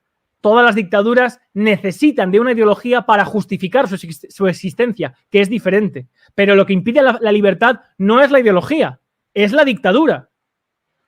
Hitler justificaba su dictadura en la Revolución Nacional Socialista. Napoleón justificaba su dictadura en la imposición y en liberar a Europa con la Revolución Francesa. Cuba justifica la dictadura con los ideales socialistas. La ideología siempre es una justificación de la dictadura, pero nunca hay dictadura porque hay ideología. Oye, ese punto es interesante. Es que Nunca hay dictadura porque hay ideología, sino es al revés. La dictadura usa la ideología como justificación para establecerse. Siempre, por supuesto, claro. Es que esa es la diferencia entre un opinólogo y un analista. El analista no se basa en el discurso, se basa en las actividades. En ciencia, en física, pensad que los elementos no se definen por el color, ni por el olor, ni por si son gaseosos. Se definen por sus actividades, por cómo se comportan. Ahí es donde está el análisis. Esa es la metodología del analista político. Si tú eres capaz de ver cómo se comporta algo, sabes cómo es. A pesar de que diga que lo hace por el bien social, que lo hace porque es el reparto de la riqueza, que lo hace porque está imponiendo porque está imponiendo una moral superior, como el caso nacionalsocialista, etcétera, etcétera. La ideología siempre es una carcasa para justificar la tiranía, porque si no, la tiranía no se justifica. Si no hay que imponer algo ideológicamente, ¿qué sentido tiene la tiranía? Ninguno. Por eso necesita de la ideología. Todas las dictaduras. No hay ningún dictador no hay ningún dictador que diga, no, yo soy dictador porque me sale de los cojones. No hay ninguno, todo es... No, tienes razón, es que al final todos han intentado imponer algún tipo de ideología. Todo, claro. En Corea del Norte es para protegerte de no sé quién, con Franco era para protegerse del comunismo, con Hitler era para protegerse de la internacional judeo-masónica tal, etcétera, etcétera, etcétera. Siempre las dictaduras son para protegerte de algo, o para procurar un bien a la sociedad. Si las dictaduras se justifican, por lo tanto, por sus obras. Por eso, las que apoyan la dictadura, ¿cómo apoyan la dictadura? Quien apoya la dictadura, ¿con qué lo hace? No lo hace diciendo con los mecanismos que garantizan la libertad. Lo hacen diciendo, no hay pobreza, hay no sé qué gratuito, hay no sé qué social. No pueden justificarlo por la legitimidad porque no la tiene. La justifican por sus obras. Porque tiene resultados que para ellos son buenos. Porque no se puede justificar de otra manera, es imposible. No, está claro. Y en el caso de la cubana, además, lo justifican con el bloqueo imperialista yanqui. Ese es otro cuento. Claro. Oye, otra pregunta, Rubén. Esto es una duda que yo tengo y que he hablado con varias personas y al final no tengo nunca una conclusión clara. A ver, ahora mismo supongamos que hoy hay elecciones libres en Cuba, libres y democráticas con varios partidos políticos. No se ha hecho un trabajo de reeducación de la sociedad cubana. ¿Estás hablando de España o de Cuba? De Cuba. Vale, en Cuba hay, perdón, ¿puedes repetir? Supongamos que hoy mismo vamos a hacer unas elecciones libres y democráticas en Cuba. Tal cual está la sociedad cubana a día de hoy. En esas elecciones probablemente se presenten partidos comunistas, partidos socialistas y previsiblemente sean los que salgan electos. Sí. Debido a toda la campaña populista que probablemente harán y debido a todo el adoctrinamiento generacional que hay en Cuba. Muy posiblemente. Esas elecciones serían, legales serían porque serían mediante un proceso legal, pero serían legítimas. Para hacer unas elecciones legítimas, a pesar de que es natural que surjan y con el tiempo surgirían diferentes y más, ni siquiera es necesario que existan partidos políticos. Porque los que se tienen que presentar no es necesario que formen parte de un partido. Vamos a ver. El ejemplo que he puesto antes de los pescadores. Para elegir a un representante de cada colectivo de la costa, no hace falta que haya partidos de pescadores. No, tiene que haber uno de pescadores de red de arrastre, unos que sea el partido de los pescadores de anzuelo, el partido de los pescadores de tal. No, lo que tiene que haber es alguien que se presente con la sensibilidad suficiente para convencer a todos de que le voten, de que él va a llevar a la asamblea sus intereses. Y si no lo hace, poder destituirle. Por lo tanto, si mañana hay elecciones en Cuba, a pesar de, se legalizan todos los partidos, pero ni siquiera es necesario que haya partidos. Porque tú, Carlitos, Madrid, sin que haya ningún tipo de partido, te puedes presentar pues por la región de Vuelta Abajo o de Pinar del Río. Y si tú eres consciente de... Imagínate, la Asamblea de Cuba, ¿vale? Y de repente hay elecciones libres y se hacen unos distritos por grupos poblacionales, de acuerdo, pensando en los grupos, en los intereses de cada comunidad, reparto por unos 50.000, 40.000 habitantes en el caso de Cuba, porque creo que son 5 millones, ¿no? En la isla de Cuba, una cosa así. No, 11, son un poco más de 12 millones de habitantes. Ah, perdón, 12 millones. Vale, pues sí, unos 40.000, 50.000 habitantes por distrito. Bueno, y Carlitos Madrid se presenta por donde él vive, por Pinar del Río. Pinar del Río es un distrito tabaquero. Su actividad fundamental es el tabaco y el puro. Bueno, Carlitos Madrid va a esas elecciones y el distrito de Pinar del Río elige a su representante. Y Carlitos Madrid tiene pues yo qué sé, a Jorge Méndez o a quien sea, o a 4 o 5 personas, 4 o 5 ciudadanos que pertenezcan o no pertenezcan a un partido, se presentan para ir a la Asamblea Nacional a representar los intereses de Pinar del Río. Y ahí da igual quién sea de un partido o sea de otro. Da igual que uno sea del Partido Comunista. Imagínate que alguien es del Partido Comunista y dice, bueno, yo creo que lo que tenemos que hacer en Pinar del Río y lo que voy a defender en la Asamblea es que arrasemos con los cultivos de tabaco y que dejemos de cultivar tabaco. Ese tío ya puede ser del Partido Comunista o del Partido de las Piruletas, que ese tío no sale de puta coña en Pinar del Río. Porque en Pinar del Río es un sector que necesita la defensa del tabaco. Por lo tanto, imaginemos que Carlitos Madrid dice, vale, yo voy a enfrentarme, por ejemplo, a los intereses de otra región de España, de otra región de Cuba, que tiene unos intereses enfrentados, por ejemplo, en La Habana. En La Habana, como hay mayor número de urbanitas, se están fraguando una ley para prohibir el consumo de tabaco. Bueno, pues Carlitos Madrid ya se cuidará mucho de decirle a los de Pinar del Río que él va a ir a la Asamblea Nacional a defender los intereses de los tabaqueros de Pinar del Río. Y el representante de la Asamblea de Cuba, de La Habana, irá, si la mayoría de ciudadanos de La Habana quieren, a defender los intereses de la prohibición del tabaco, en ese caso concreto, pero habrá miles de cosas sobre las que haya que dirimir. La política costera, las leyes de educación, etcétera, etcétera. Eso es la representación. Tú no votarás nunca a alguien en tu distrito porque sea de un partido. Lo votarás si es capaz de vehicular tus intereses. Así es como se eligen a los representantes en Estados Unidos. Claro, es que ¿sabes qué me pasa? Que estoy contaminado con la política española. Yo he salido de la política cubana y me he contaminado con la española también. Claro, porque en España no se vota por lo que estoy diciendo.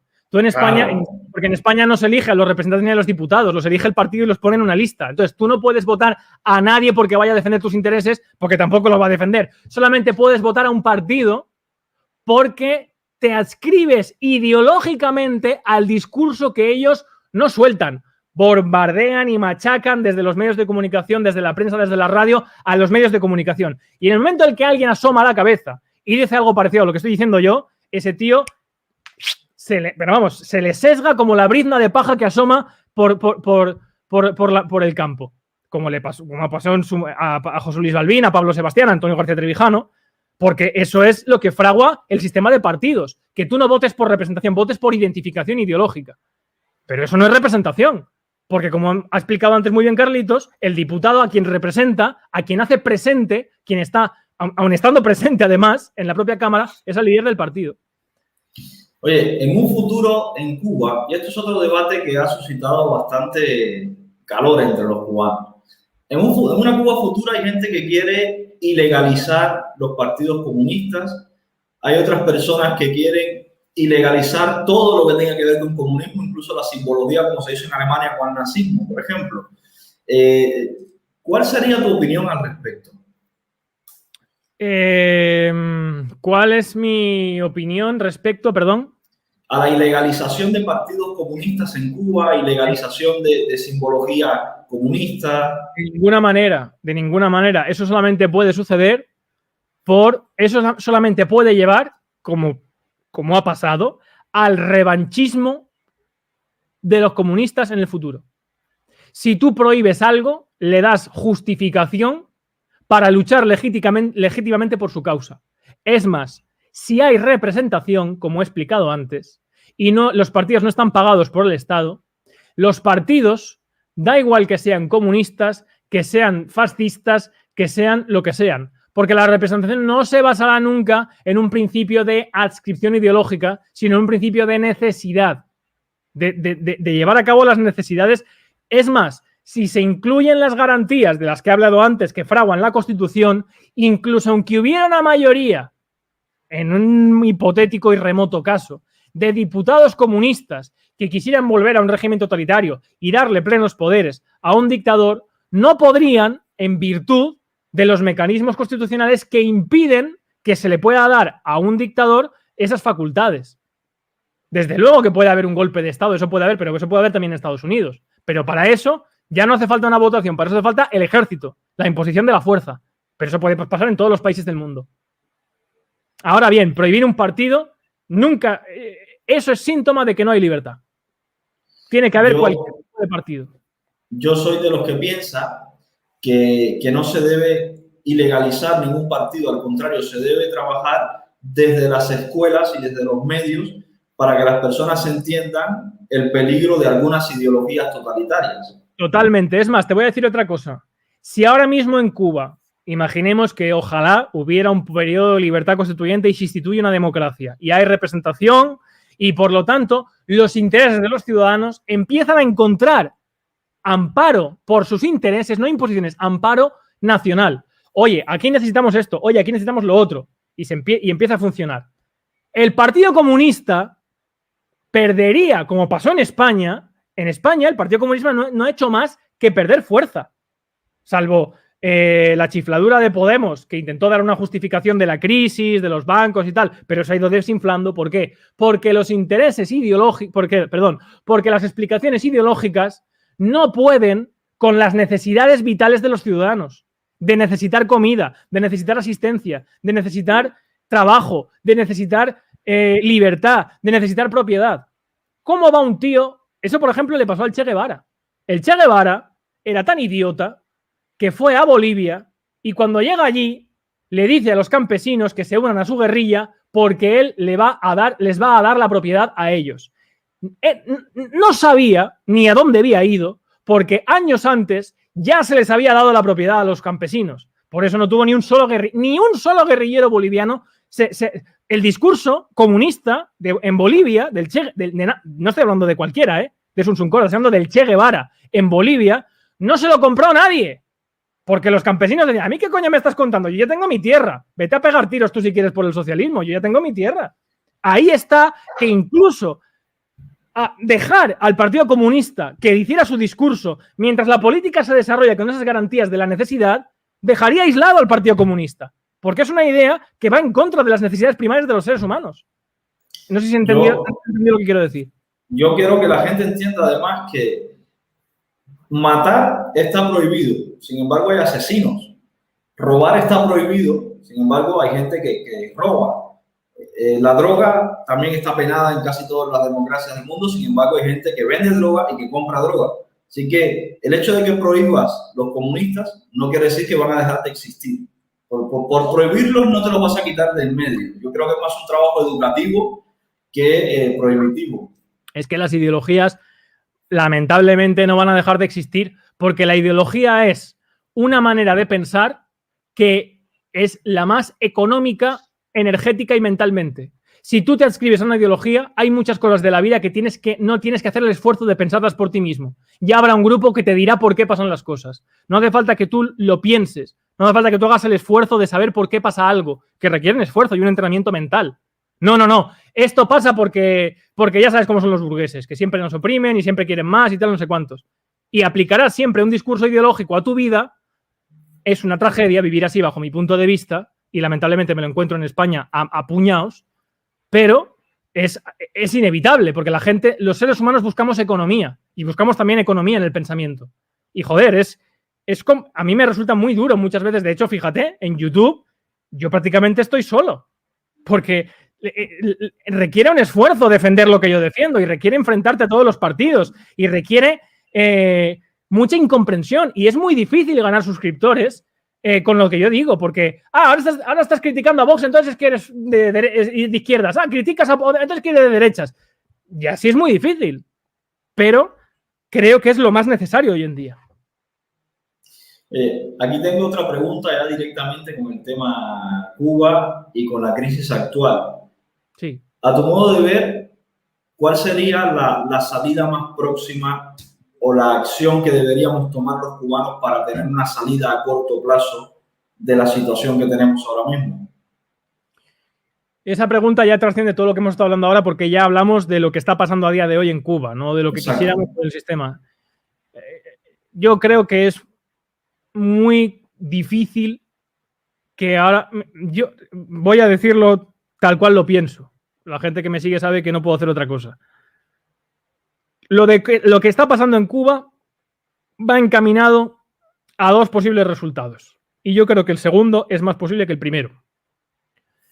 El primero es que el Estado se vuelva inoperante. Es decir, y es lo que yo deseo, que ya sea por escisión militar o por apoyo abrumador de la ciudadanía cubana que le dé la espalda al régimen, el Estado no pueda operar, no pueda trabajar, no pueda funcionar.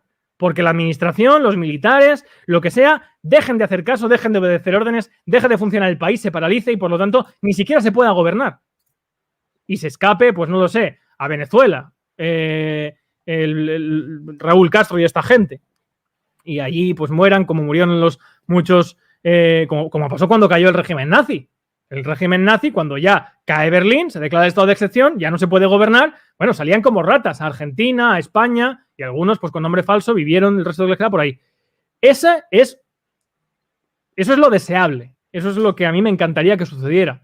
Ahora, es muy difícil que eso se lleve a cabo sin un apoyo internacional, sin un reconocimiento internacional de la causa y sin fuerza internacional, sin voz internacional. Y esa voz y ese reconocimiento a día de hoy no se está dando. Somos 4 youtubers, 4 pelagatos que estamos informando y hablando de esto, y mucha gente de la sociedad, por infantilismo y por lo que he explicado antes de las ideologías, pues este será un liberal, pues este será un facha, no sé qué. Y estamos clamando en el desierto. ¿Por qué? Porque la dictadura cubana, al igual que la de Gaddafi o igual que muchas otras, se ha encargado durante muchos años de afianzar su posición internacionalmente. Y a pesar de que ha vendido de que Estados Unidos quiere invadir Cuba y no sé qué, porque esa es la única manera que tiene de justificar su existencia para los del interior, lo cierto es que Cuba es un país que es perfecto para que en él haya una dictadura. No en vano los norteamericanos lo primero que hicieron fue poner a Batista. ¿Por qué? Porque es, igual que lo tenía España, la perla del Caribe y la base perfecta para todo lo ilegal, para toda la droga, para todo el tráfico de armas entre el norte, entre América del Norte y América del Sur, entre Europa y el continente americano. Está en una situación estratégica perfecta. Colombia, México, todo puede pasar antes por ahí. Y si tienes ahí una dictadura, además una dictadura férrea y una dictadura que no admite una voz disidente como es la cubana, garantizas que todos esos trapicheos puedan funcionar por ahí. De hecho, el escolta más vamos, que iba, no me acuerdo del nombre, pero que daba la vida por Fidel Castro durante muchos años, escapó de Cuba cuando un día en la isla que tiene en el sur Fidel Castro ve con sus propios ojos cómo a Fidel Castro le dan el dinero del tráfico de droga entre América del Norte y América del Sur. Y se va de Cuba en ese momento, se le cae Fidel Castro cuando ve eso. Entonces, por eso no hay apoyo internacional. Y lamentablemente, y lo que creo que es más posible a día de hoy, es el genocidio. El genocidio, fíjate, el tipo genocidio a nivel penal internacional, escuché a César Vidal que a veces las personas denunciaban por genocidio y no fundamentaban bien y por eso la Corte Penal Internacional luego desechaba los casos. En el caso de Cuba, ¿cómo podría haber genocidio? Porque es que lo que hizo Díaz-Canel fue llamar a una parte del pueblo a combatir a la otra, pero... Eso es una ficción. Eso es una ficción. Vamos a ver, primero, el Estado no puede nunca combatir a nadie si no hay otro combatiente. Y en Cuba no hay otro combatiente. En Cuba no hay nadie que pueda ofrecerle resistencia al Estado. Lo que están ofreciendo es una acción heroica que será recordada durante toda la historia de cómo el pueblo cubano se levantó contra un Estado sin armas ante el grito de libertad y democracia. O por lo menos ante el grito de libertad. Ahora bien, lo que hace el Estado es con armas y reclutando forzosamente, que lo hemos visto todos ya, a críos con palos, disparar a su propio pueblo. Eso es genocidio. Genocidio. Se pudiera denunciar al régimen cubano, a Díaz-Canel, por ejemplo, por genocidio. Si hay pruebas, claro que sí. Si hay pruebas, es que hay pruebas, es que hay vídeos. Pero por eso, ¿por qué no se manda a una comisión internacional, como pasó con Ruanda? ¿Por qué no se manda a una comisión internacional para ver qué coño está pasando en Cuba? Porque lo saben todo el mundo. Porque lo único que desean los gobiernos internacionales es que las cosas en Cuba se calmen cuanto antes para poder seguir haciendo negocios en Cuba. Eso es lo que quieren todos los países que se llaman a sí mismos democráticos. El primero, Estados Unidos. Por eso no mandan a una comisión internacional. Pero desde luego que se puede denunciar ante... Lo que pasa es que, claro, estamos ante las mismas. Por eso he dicho antes que es muy difícil que suceda el derrocamiento o la caída del régimen cubano sin apoyo internacional. Porque para que haya reconocimiento de... ¿Quién reconoce el genocidio? Los países de fuera. Si el genocidio es un reconocimiento de los demás. Por mucho que suceda, si no te lo reconocen, no existe. A mí me resulta curioso... Carlitos, que ahora mismo se está deteniendo a personas en Cuba por manifestar su opinión y se les está disparando y hay ya 400 desaparecidos en Cuba, eso es un genocidio. El Estado está asesinando a quien no opina como él quiere. Esa es la definición de una tipología delictiva internacional que encaja dentro del delito de genocidio. Exactamente igual que las cámaras de gas de Hitler con los judíos. Pero en este caso con pistolas y con metralletas. Que lo hemos visto todos. A mí me resulta curioso. Yo hace unos días estuve buscando la transmisión de la radio de las Mil Colinas, cuando el llamado de Ruanda a eliminar a los Tutsi. La transmisión esa que se hizo por radio de las Mil Colinas, que decían que salgan ahora con machetes, aplasten a las cucarachas, no les va a pasar nada. Y eso fue básicamente lo que hizo Díaz-Canel, con otras palabras. Es lo claro, mismo. Pero es lo que dije el otro día. Esa es la justificación de la dictadura. Mirad, es lo que he dicho antes. La dictadura no se puede justificar sin el apoyo popular, sin que la gente apruebe que haya una dictadura, que haya un recorte de libertades en pro de una ideología, en pro del socialismo, en pro de lo que sea. Por lo tanto, la acción de represión, mi primer análisis, antes de que empezara la represión, antes de que viéramos los vídeos, mi primer análisis sobre Cuba, cuando vi las palabras de Díaz-Canel, dije... Esto es la justificación de lo que va a venir. ¿Y qué va a venir? Represión y asesinatos del Estado. Porque Díaz-Canel copia a Fidel Castro en el 94. Fidel Castro, tú lo has explicado ya, lo que pasó en el 94 en Cuba. Sí, lo del maleconazo. Sí, lo del maleconazo. Pues Fidel Castro se desplaza a Malecón y ¿qué hace? Da un grito y un discurso de que los ciudadanos revolucionarios, de que son los revolucionarios los que tienen que salvar a la patria, de que es el pueblo cubano el que tiene que ir en contra de estas personas. ¿Y luego qué hace? Manda al Estado. O sea, manda a la policía, manda a los militares. Y se los carga. Pero antes hace ese discurso para que el resultado, la represión, no parezca, por lo tanto, una acción unilateral del Estado que reprime y asesina a su pueblo, sino que parezca un enfrentamiento civil. Que parezca, bueno, pues que en el seno de la sociedad civil hay diferentes corrientes, pero sigue habiendo una mayoritaria, que en este caso ha ganado, que apoya al Estado. Una ficción absoluta y monstruosa que no hay quien se la crea. Una pregunta, porque con esto también nos amenaza o intenta insertar más miedo en la sociedad del propio régimen cubano y algunos cubanos se lo creen. El régimen dice que lo que queremos nosotros para Cuba es capitalismo y que el capitalismo es incompatible con la democracia. ¿Esto es verdad? No, eso es absurdo. Yo llevo aquí 1 hora y media explicando punto por punto lo que es la democracia y cualquiera puede consultar lo que estoy diciendo en cualquier manual de derecho, no de derecho español, de derecho, por ejemplo, yo qué sé, de Maurice Duverger o en el propio libro de Montesquieu, del Espíritu de las Leyes, que es fácil de leer, lo puede comprobar. Que estoy hablando y estoy citando punto por punto lo que implica el régimen, Montesquieu lo define como la república, el régimen democrático. No tiene nada que ver el capitalismo porque el capitalismo es un desarrollo económico y un modelo económico que se hace a posteriori de las reglas de juego.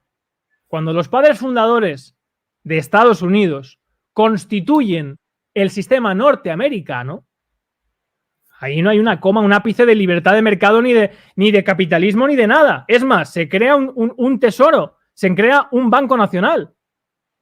Se crea, además, cuando Tocqueville escribe La democracia en América, después de y desde estar en la Revolución Francesa, se queda maravillado de decir que en Estados Unidos hay más igualdad que en Francia sobre la propiedad, porque todo eran pequeños tenedores de tierra o algunos tenedores de tierra que había muy poca diferencia, no había terratenientes en Estados Unidos. Cuando termina la Revolución Norteamericana no hay terratenientes, ni hay grandes empresas que lo tienen todo. John Adams, que es uno de los padres fundadores y segundo presidente de Estados Unidos, que vivió toda su vida prácticamente en la pobreza, criaba cerdos con su mujer Abigail y sus hijos. No, el capitalismo es un desarrollo posterior que se hace cuando uno quita los frenos a quien controla el capital, que generalmente, ¿quién es? La banca, los seguros, las corporaciones mercantiles. Si tú le quitas los frenos, pues claro, se desarrolla una política sobre el enriquecimiento y sobre la libertad de mercado sin límites. Pero eso no tiene nada que ver con las reglas de juego políticas, que es de lo que estoy hablando.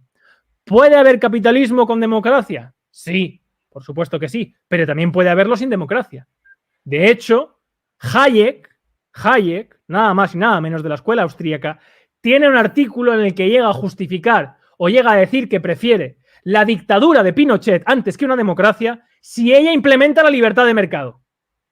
Las dictaduras pueden tener capitalismo también. No tiene nada que ver la democracia con el capitalismo. El capitalismo es un sistema económico y la democracia es un sistema político. Son dos esferas completamente diferentes que se pueden mezclar, pero que no van aparejadas. En un sistema de libre mercado y en un sistema colectivista, un sistema socialista, un sistema comunista, ¿dónde habría más espacio democrático? Perdón, ¿puedes repetirme la pregunta? Sí. En un sistema de libre mercado, entendamos por libre mercado las democracias nórdicas, por ejemplo, o Estados Unidos, y en un sistema colectivista, por ejemplo, sistemas socialistas, sistemas comunistas, ¿dónde sería o dónde existiría una mejor democracia?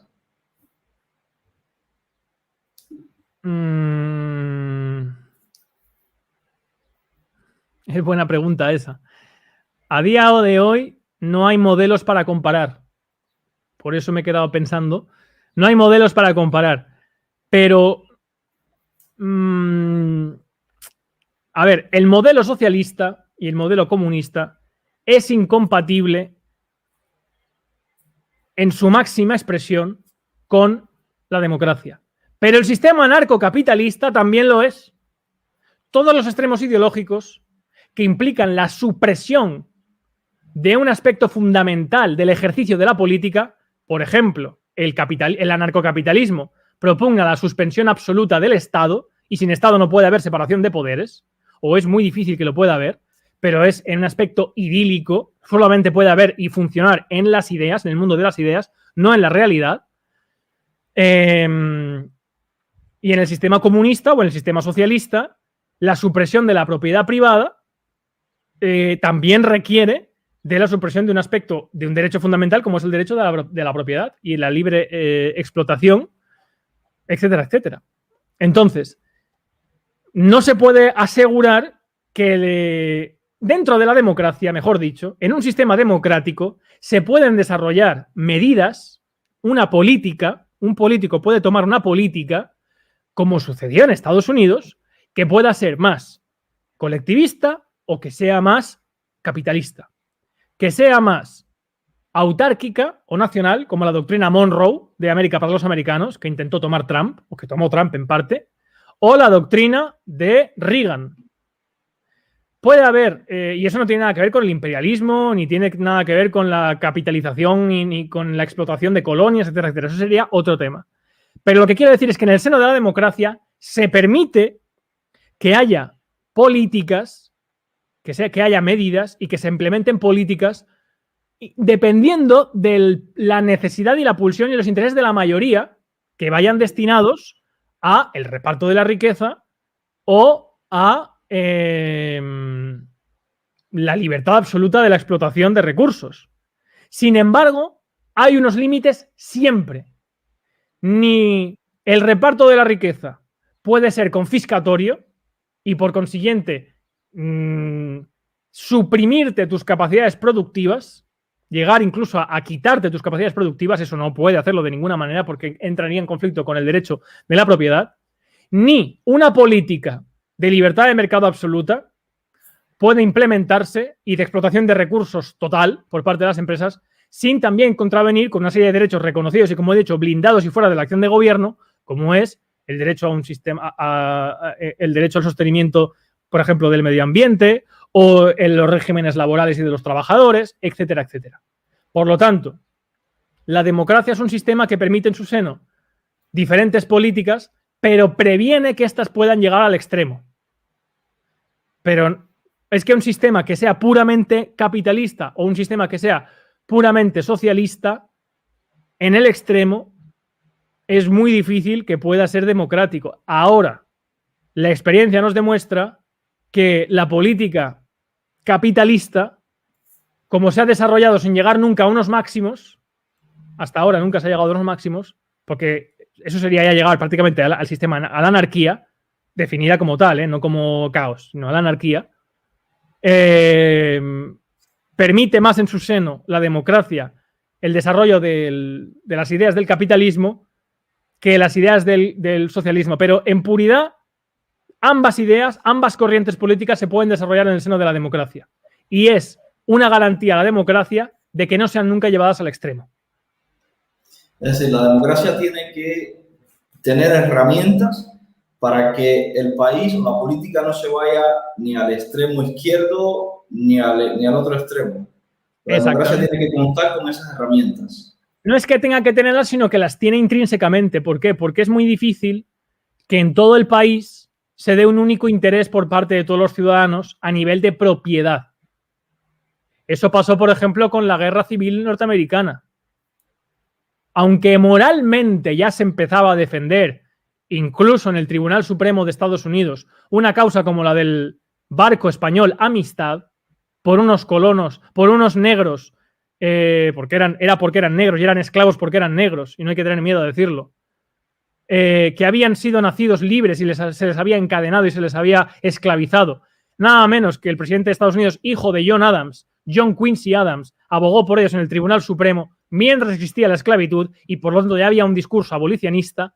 Hasta que no se llegó a la guerra civil, no se pudo implementar algo que estaba aceptado moralmente a nivel ya universal. Ya había llevado ya a la abolición de la esclavitud, por ejemplo, en Francia, como es que todos los seres humanos, independientemente del color de la piel, son declarados libres. Es muy difícil que haya un único interés de la propiedad en toda una nación y que, por lo tanto, toda la nación pueda querer que haya una completa y absoluta libertad de mercado o pueda querer que haya una colectivización absoluta de los bienes. Es prácticamente imposible. Por un conflicto de intereses, porque al final la política no es otra cosa que un conflicto de interés igual que el derecho. Esto quiero que se entienda bien, pero no sé si lo he explicado bien. ¿Sí? ¿Se ha entendido? Sí, yo lo he entendido perfectamente. Voy a poner un vaso de agua, eso sí, Carlitos, un segundo. Sí, vale, no te preocupes. Así aprovecho y pongo un anuncio. Familia, pongo un anuncio y vuelvo, ¿vale? No se me vayan. Hola, mi nombre es Ibis y te presento a Gráfica. ¿Te gustaría crear una marca exitosa para tu negocio? ¿Sabes que necesitas un logo, una página web, tarjetas de presentación y tal vez hasta un catálogo? En Gráfica podemos ayudarte a crear esa marca que tanto necesitas, ya que nos especializamos en diseño gráfico, diseño de páginas web, redes sociales y promociones. Llámanos hoy para hacer un estudio detallado de las necesidades de tu compañía y así poder crear una marca profesional y exitosa.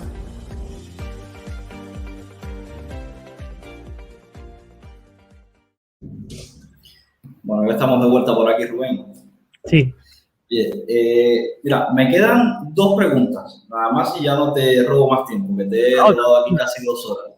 No, te agradezco la invitación igualmente, hombre. La siguiente pregunta es, para una Cuba futura, sí, ¿cuál sería, a tu modo de ver, el sistema político y el sistema económico ¿qué mejor nos funcionaría según tu experiencia y según tus estudios en política? Bueno, el sistema político lo he definido ya. Un sistema político democrático, con separación de poderes y representación, es un sistema universal. Se puede adaptar a un sistema electoral siempre, y debe hacerse, es más, y debe estar también fuera de la Constitución, en función de la realidad cultural, demográfica y territorial del país. Pues respetando, por ejemplo, los pueblos indígenas, en las circunscripciones, en el sistema electivo, etcétera, etcétera, ¿no? Eso puede variar en función de los pueblos, siempre. Pero el modelo económico no me corresponde a mí dirimirlo. Eso corresponderá a los cubanos. Es decir, el modelo económico, como he explicado... Según tu preferencia.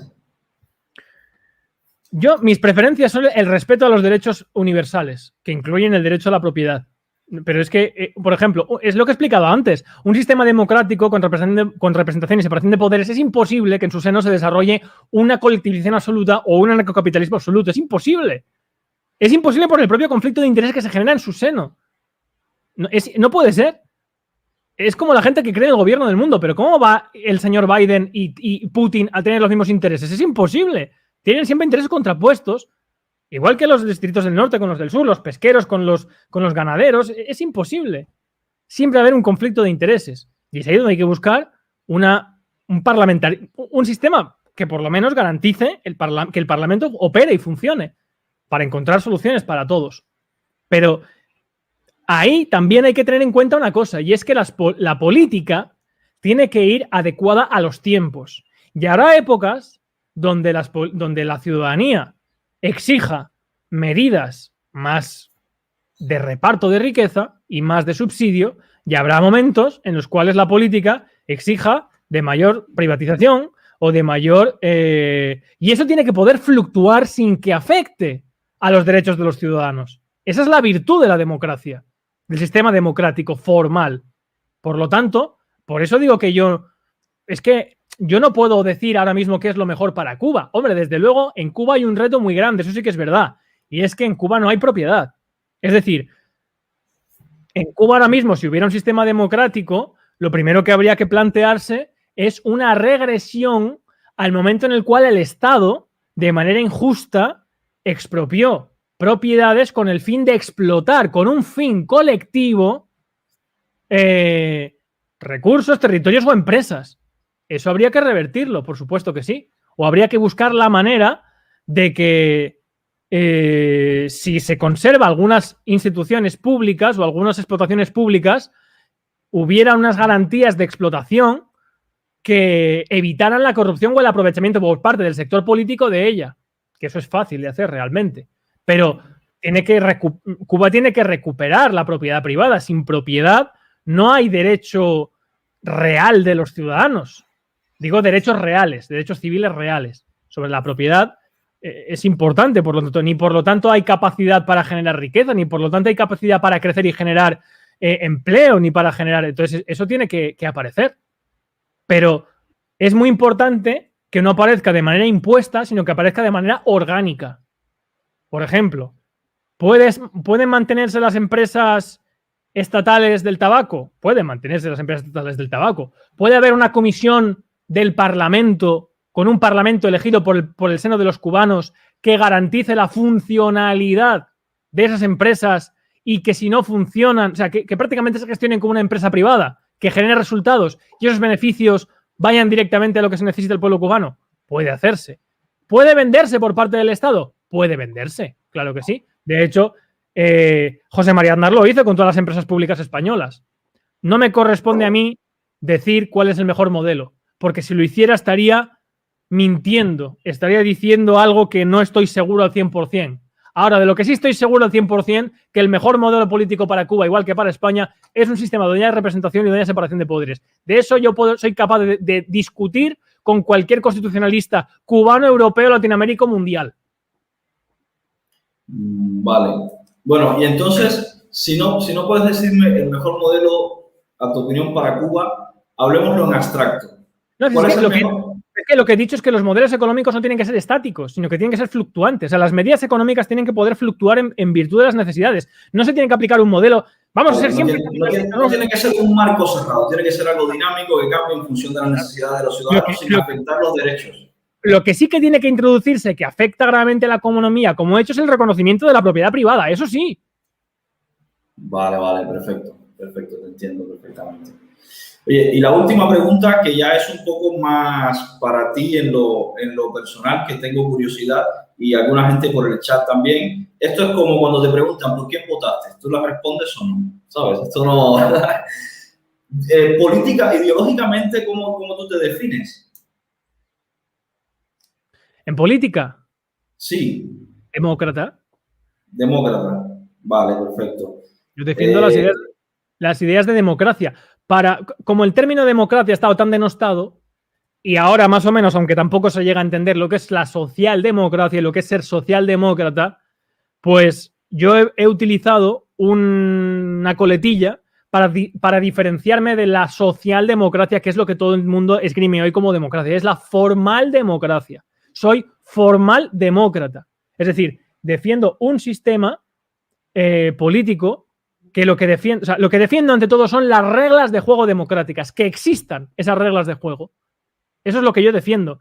Y luego, que en esas reglas de juego, pues ya se desarrolla la política. Yo es que no me considero de verdad, la gente no se lo cree, es que yo no soy de derechas ni de izquierdas. Desde luego, pero es que el reconocimiento de los derechos... yo estoy a favor del sentido de justicia, de lo que es justo, del conflicto de intereses. Y en ese conflicto de intereses de que gane siempre lo que afecte a la mayoría y sea la voluntad de la mayoría y sea decidible. Eso estoy a favor, pero no estoy a favor de una política anti-inmigración o pro-inmigración. No estoy a favor de una política, estoy a favor del reconocimiento de los derechos universales y de la defensa de ellos a través de la única manera real y plausible que existe, que es a través de unas instituciones democráticas. Yo te he hecho la pregunta, yo ya sabía la respuesta porque la escuché, no recuerdo si fue en tu intervención con David Santos o con Roma Gallardo. No, estoy leyendo aquí, de centrista nada. El centrismo es una mentira. ¿Cómo voy a ser centrista? El centrismo es la ausencia de ideología. Yo no tengo una ausencia de ideología, es que yo no tengo ideología, no es la ausencia de ideología. El centrismo es mentira porque uno nunca puede ser centrista en política, porque la política es la lucha del poder. Y si uno lucha por el poder, tiene que ser siempre en virtud de unos intereses. Y si defiende unos intereses, nunca puede estar en el centro, porque siempre defiende una parte. El centrismo es la mentira más grande que se ha vendido nunca en España. Los que se llamaban centristas eran los antiguos franquistas por no ser estigmatizados. Pero no, de centrismo nada. Yo no soy para nada centrista. Pero por eso mucha gente me escucha y como oyen campanas y no saben muy bien, pues me llaman unos comunistas.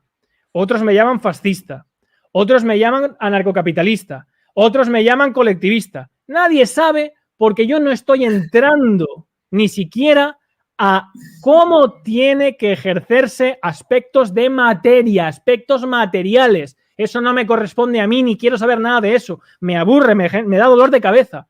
Yo lo que quiero es reglas de juego limpias, que no se pueda abusar, que no se pueda imponer y que no se pueda robar. Ya está. No quiero nada más.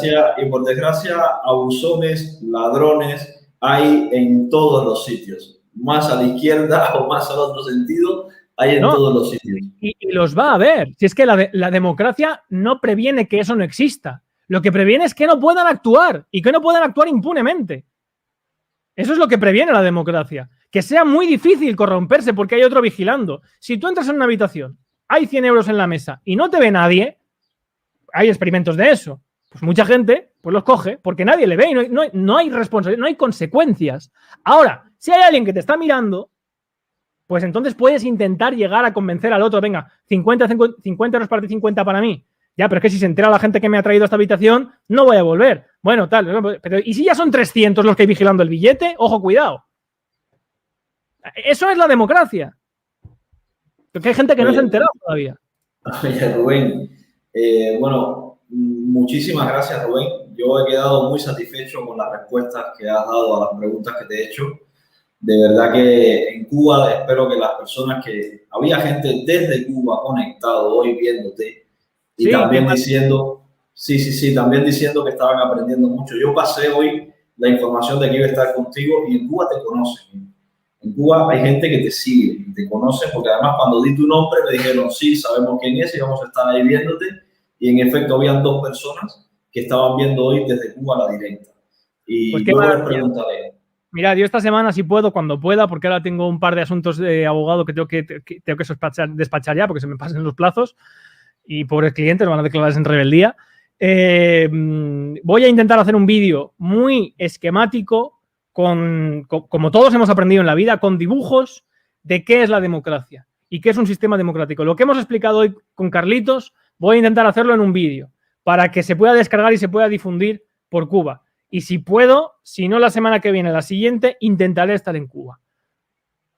Pues mantenernos informados de cualquier cosa para, bueno, primero darte cobertura desde allí, hacernos eco aquí de todo lo que, de información que puedas sacar desde allí y por otra parte, estar pendiente de lo que te pueda pasar también. Veremos. Yo tengo confianza, ya veremos. Oye, hermano, muchísimas gracias. Te agradezco un montón este rato que nos has regalado y espero que no sea la última vez que te tenga por aquí. Cuando quieras yo vendré. Para mí es un placer estar aquí. A mí me da igual que sea canales más grandes o más pequeños. He hablado contigo un par de veces y defiendes una causa justa. Eres un tío que además tienes las ideas claras y estás abierto, sobre todo, que es lo más importante. No tienes unas siglas o una ideología y después ya a ver cómo puedo acomodar lo que este va a decir a mi ideología, que es lo más importante. Por lo tanto, me comprometo a venir aquí siempre que me lo pidas. Y es más, y vendrás tú también a mi canal porque el otro día dijiste información muy importante sobre el vínculo, por ejemplo, del PSOE y Borrell con los hoteles en Cuba y tal. O sea que esta semana o la que viene haremos un directo y me gustaría también que estuvieras en el canal. Muchas gracias, Carlitos. Pues por mi parte, encantado. Y lo de estar abierto, yo tengo una máxima en la vida que es aprender incluso de las personas a las que más desprecias.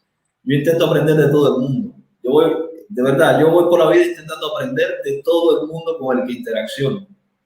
Mira, hay una frase del Padrino 3, que le dice Michael Corleone a su heredero bastardo, el hijo del personaje Sony, que es: nunca odies a tus enemigos, porque te impide juzgarles. Y para poder actuar contra tus enemigos, tienes que juzgarles. Tienes que saber qué hacen, cómo lo hacen, por qué y de qué manera y cuáles son sus intereses. Si les odias, te ciegas. Entonces mis detractores, igual que yo no les odio, y les mando siempre un cariñoso abrazo y un besi de fresi, pues les pido que tampoco me odien, porque eso a veces les impide escuchar cosas que puedo decir que quizás estarían de acuerdo, pero como han oído por ahí no sé qué o no sé cuántos, pues les impide juzgar lo que estoy diciendo. Oye, un abrazo, Rubén. Muchísimas gracias, hermano. Que tengas una bonita tarde. A ti, Carlitos. Un fuerte abrazo y gracias por invitarme. Hasta luego. Chao. Bueno, familia, no sé ustedes, pero yo he quedado súper contento con esta directa que hemos hecho aquí con Rubén. Yo sigo a Rubén desde hace ya un tiempo. Como decía, lo conocí por el canal de Jano García y luego lo he visto en otras directas con Rayo, con David Santos y la verdad hay puntos en los que no coincido, pero tomando el amplio espectro, creo que coincidimos bastante. Desde mi poco conocimiento en política y en leyes, en el caso de él es bastante amplio, pero coincidimos bastante y me encanta la forma que tiene de explicar las cosas, por eso me ha encantado tenerlo hoy por aquí. Espero que ustedes también, familia, desde el chat, los que están desde Cuba conectados y los que están por ahí por Estados Unidos, espero que hayan aprendido mucho. Y también, por favor, he dejado en los comentarios de la directa, en la descripción, he dejado el enlace del canal de Rubén para todo el que quiera seguirlo, pues que vaya por allí también y se suscriba al canal y lo siga. Les aseguro que van a aprender muchísimo. Incluso a todo el que le interese la política española, ahí tienen una buena fuente de información para enterarse bien y conocer explicaciones muy buenas de la política y de los fenómenos políticos españoles. Familia, vamos a dejar la directa hoy por aquí. Me voy a despedir dejándoles con los anuncios de los patrocinadores de este canal. Muchísimas gracias por todo, por estas 2 horas que hemos estado conectados. que tengan una bonita tarde. Cubanos dentro de Cuba, la cosa no ha terminado. Esto no se acaba. Esto sigue. Todavía nos queda. Comunistas dentro de Cuba, esperen lo que viene.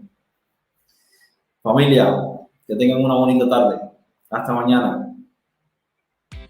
Hola, mi nombre es Iskra Pérez Salcedo y soy contadora con más de 25 años de experiencia. Nada me da más alegría que ver crecer los negocios y proyectos de mis clientes y sentirme parte de ese crecimiento. Como buena cubana, siempre mantengo mis puertas abiertas para cualquier pregunta que tengan mis clientes. Impuestos personales y corporativos, planificación fiscal, bookkeeping, educación financiera, uso de herramientas digitales para gestión contable y las de operaciones son partes de mi portfolio. Llámame y juntos encontraremos el camino hacia la libertad financiera y el éxito que te mereces.